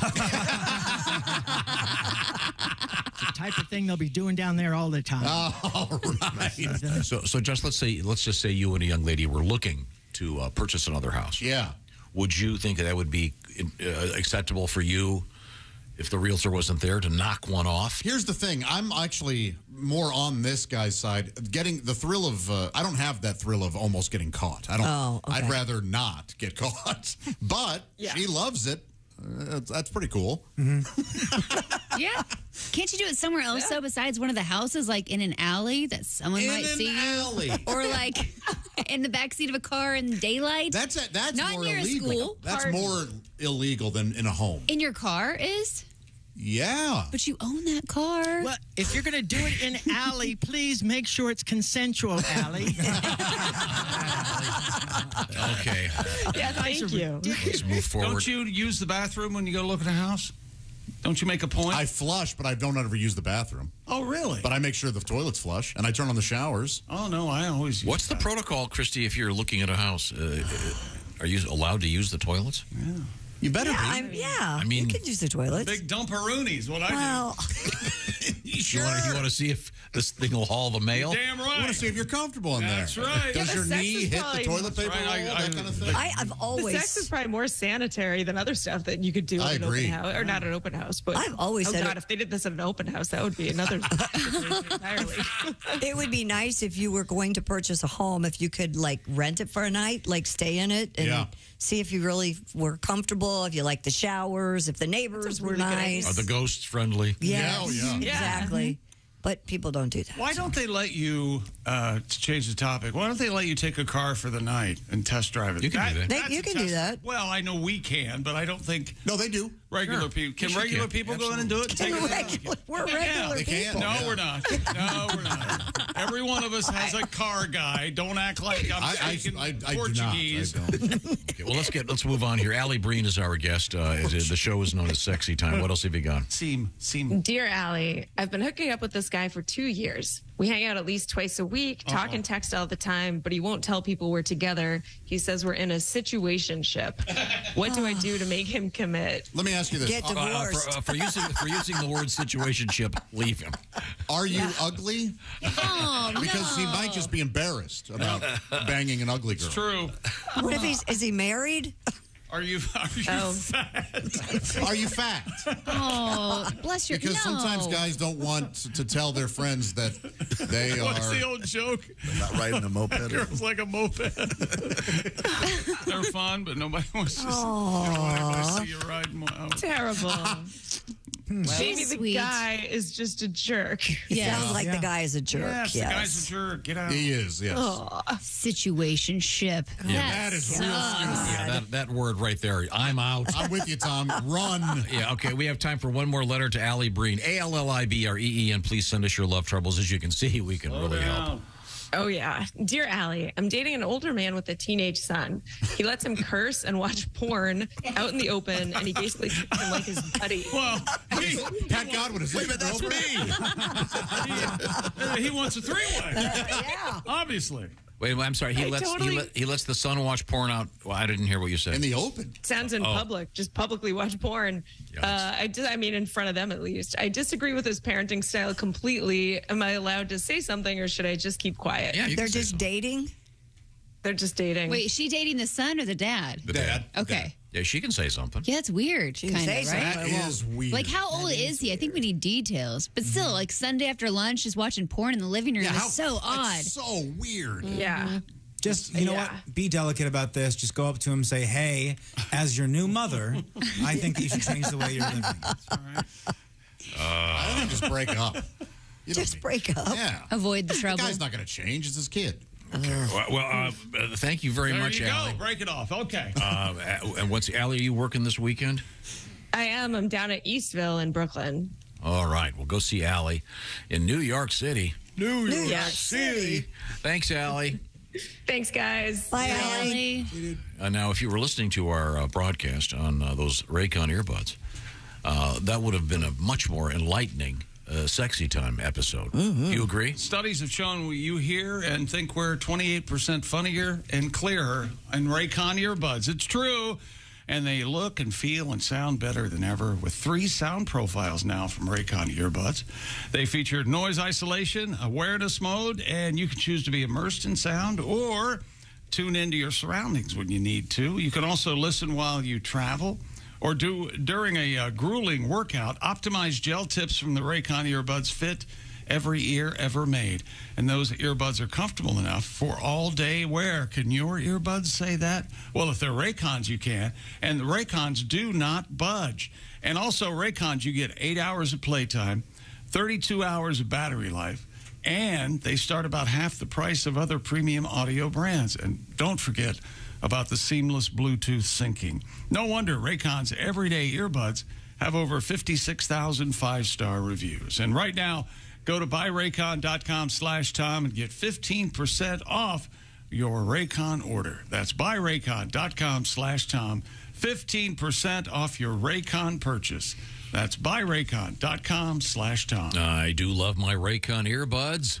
Love to take them on those walks with the dogs and listen to whatever you want to listen to. I've had the same pair since 2020. They are so durable. Like, I just throw them in my purse while they're charging in the little capsule guys. They're awesome. They also last. The charge lasts for quite a long time, and they're better than the Apple little teeny ones that stick out because they stay in your ear. And if you want, they can get rid of all the sound on the outside, and that's what we all want in life.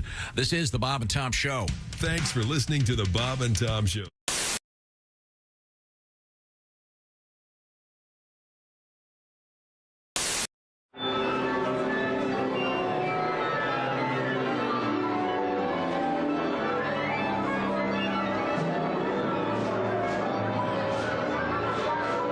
Hey, Bob and Tom, this is the Static Shack. This is a real recording studio. All this stuff is paid for, and this is basically where bands come in, record their tapes so that they can play their tapes on the radio and stuff. I could have had a recording studio. It's nice, too, but I got a boat instead. And my band's coming here. What? Can I get some help, man? Dusty, I'm the lead singer. I mean, I'm kind of busy. Plus, I'm taking my break now. If you need help, I'll get a girl to join the band.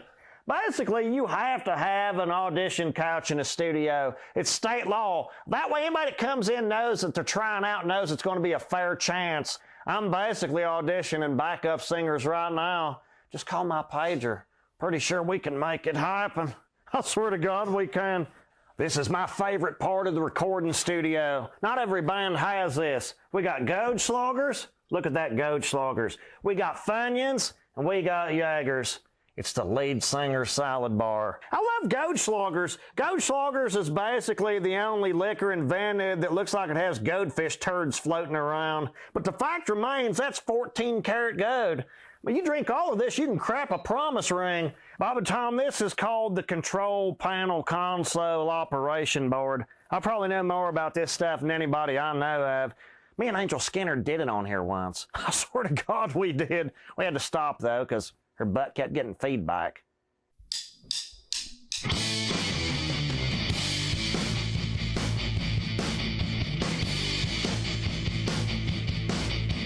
Late night party at the pizza barn. Had no idea it could get this hard. $80 tab, try to split it 4 ways. That don't work when the drummer never pays. Scotty got the pizza, boner bought the beer. Then our waitress says, are we finished here? Let me put the tip in, cause you're so hot. Let me put the tip in, I swear to God. Let me put the tip in, I love your hair. Let me put the tip in, it's only fair. I swear to God I'm the best tipper. I'll lay it right here on the table to prove it. Long dark hair hanging down her back. Had asked for days causing a pork attack. So fire-ass hot, she should be on stage. A meat lover's dream, making minimum wage. Let me put the tip in, come over here. Let me put the tip in, get you a beer. Let me put the tip in, I swear to God. Let me put the tip in, check out this wad.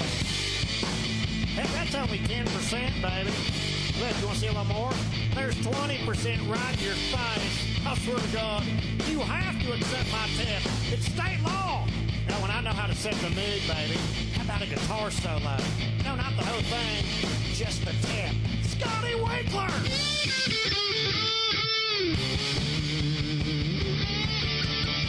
Let me put the tip in, I swear to God. Let me put the tip in, give me the nod. Let me put the tip in, let's try your card. Let me put the tip in, or the salad bar. Let me put the tip in, baby. You'll always come out ahead. I swear to God you will. Hey, you dog owners, listen up. This is something for your big sweetie. Chew Works. Has your dog ever scarfed down one of those chew sticks without really chewing? Chew Works has a hold it chew, which will prevent choking and GI blockage. When dogs can't properly hold the chew stick between their paws anymore, they tend to just swallow it. Available in 3 sizes, mini, junior, and large. Extra large coming soon. Their whole purpose is to provide a safer and healthier way for your dogs to chew. Chewworks.com.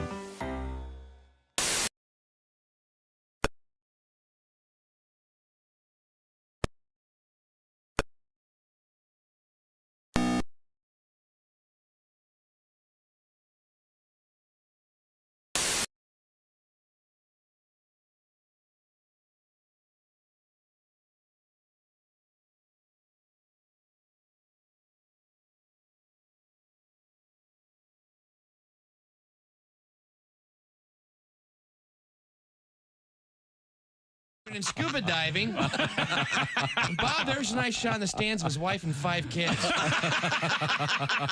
Yeah. He drives a Lexus. Hi, this is Larry Reeb, Uncle Larry. It's a sick world, and I'm a happy guy, and you're listening to the Bob and Tom Radio. And a fresh version of the New Testament Bible aims to appeal to girls by being designed to look like a teen magazine. Here we go. Revolve from Nelson Bibles is made up of 400 glossy color pages and contains the entire New Testament, but also... Oh, look, here's another chapter. No more fun. Contains articles written in the style of teen magazines. Mary's lip gloss. Including quizzes like, are you dating being a godly guy. How to suck the fun out of life. Answers to questions such as, if God made pot, why can't I smoke it? Was it a Bible or just a religious magazine? No, it's a Bible. It's got the entire New Testament in it.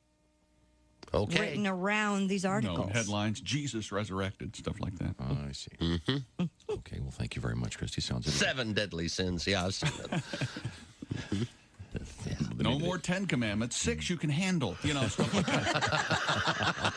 Just the 6 that you can get by on. 6 for now. That's right. Worry about the other 4 later. Eyebrow dandruff. That's disgusting. Is that a thing? I'm not proud of it. Why would you bring that up on the air? I didn't. It was Christy did. It was said in confidence off the air. Yeah. Don't ever say eyebrow dandruff in front of a potential lover. No. Hey, look, ladies, if I'm on top, you might get sprinkled on. Well, let it snow. If you're on top, I'll just let everybody else finish that. Oh, I see. If you're on top, you got about 8 seconds to live. Is that it? I wouldn't say 8. If you're on top, Godspeed to your ribs, ladies. Is that what we're getting at? Bob and Tom, 24/7. Oh, yeah. Yeah. Roosters. Yeah. Cool. Welcome back to the Bob and Tom Show. Christy Lee at the news desk. There's Pat Godwin. Hey, chick. There's Willie Griswold. Hey, chick. Jessica Alsman's here. Hi. There's Josh Arnold. Hey there. Tell you a story. There's Ace Cosby. Hey. About a river. I'm Chick McGee. And here's Tom Griswold. Hello, Tom. This is about dirty water. It's the Electric Amish, our house band that I want to thank the boys.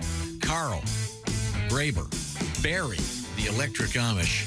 They'll be once again doing their live performance reunion tour, one night only, at Mitchell's Sports Bar and Grill, Fort Wayne. Tickets available at Eventbrite. Thank you very much, fellas. You're welcome very much, Tom. Terrific work. I tell you Yes, wonderful work. Do you have a short one you can squeeze in here? I do have a short one, but we're not here to talk about that, Tom. We're going to play. Man, there's been a lot of filthy talk this morning. Yes, there has.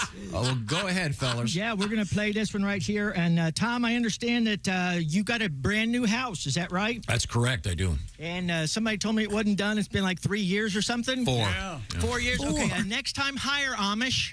Yeah. We'll put that sucker up in a day and a half. Yeah. All right, well, this is how the whole thing got started. If you're going to try this. Oh, churn it. Churn it. Churn it. Churn it. Here come old Barry, come riding up slowly. He's got a big black buggy because them cars ain't holy. He's got a orange triangle stuck on his back. All the clothes he wears, they're either white or they're black. Churn it. Churn it. Churn it. Churn it.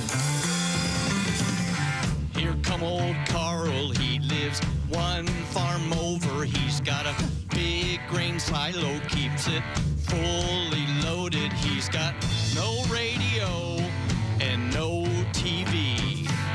The only news he gets is from the Bible and me. Right now. And build a barn. Churn it. Churn it. Here come old Graber, he comes riding his pony. He's got 3 fine daughters, but they're not good looking, he says. 1 and 1 and 1 makes 3. Ah, I wish I had a son to work the fields with me. Come together right now and build a barn. Churn it. Churn it. Churn it. Hey, Carl! Yeah, Graber. You know how to drive a Mennonite crazy? If I know, Graber, how will you drive the Mennonites crazy? You send him in a round barn and tell him to pee in the corner. Although the two of you are very funny, you'll most definitely burn in hell. I think I see the FCC coming. Uh-oh. Let's get out of here. Pray with me. Come together right now. Oh, build a barn. The Electric Amish. A great Aerosmith cover. No, what I like about the Amish, they're kind of like Fleetwood Mac or the Beatles or the Eagles. Yeah. They all sing lead. Yeah. They trade off the vocals. Sure. It's like Eric Clapton and Jack Bruce and Cream. Oh, these fellas are really smart. Even like on an instrumental song, they won't sing a word because they're professionals. Yeah. Thank you. Thanks, fellas. We certainly appreciate the Electric Amish. Yes. Uh-oh. Time now for today in history. What's the date today? August 2nd. 8-2. It's going to take me a while. 1998. All right. Okay, today, August 2nd. Nope, it's Did you ever say Rabbit yesterday? He did. Yeah, he did. Okay. Henry Hudson entered the bay, later named after him. Oh, Pacific Ocean. And Hudson University, of course, named after him. Anyone? Hudson University. That's the fake university in Law and Order. Yeah. Never saw Law and Distinguished Order. graduate of Hudson Have you University. ever seen Law and He's Order? never seen Of course, it. got that sound effect. Bung, bung. Bung. Yeah. You sure about that? Yeah, bung, bung. No way he's ever seen There's no way you've watched Law and Order. I agree. Well, who's Dick Wolf then? Bung, the creator of the show. Bung, bung is the sound it makes. I'm talking about Hudson University. What now? Huh? You said that was featured in Law and Order. Yeah. Doesn't sound right.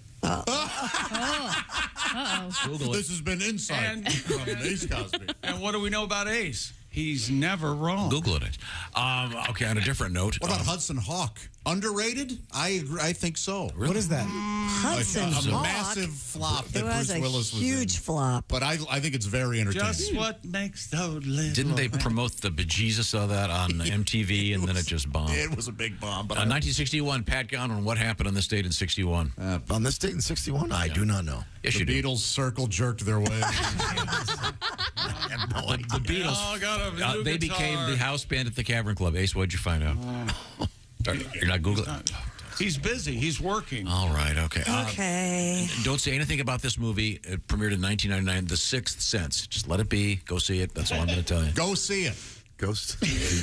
Well, you can For some reason, there's a theater Hudson showing. University is a fictional institution of higher learning located in New York City, appearing in the Law and Order franchise. Oh, it's hard being right. You owe me $1,000. 1932. Happy birthday, Peter O'Toole.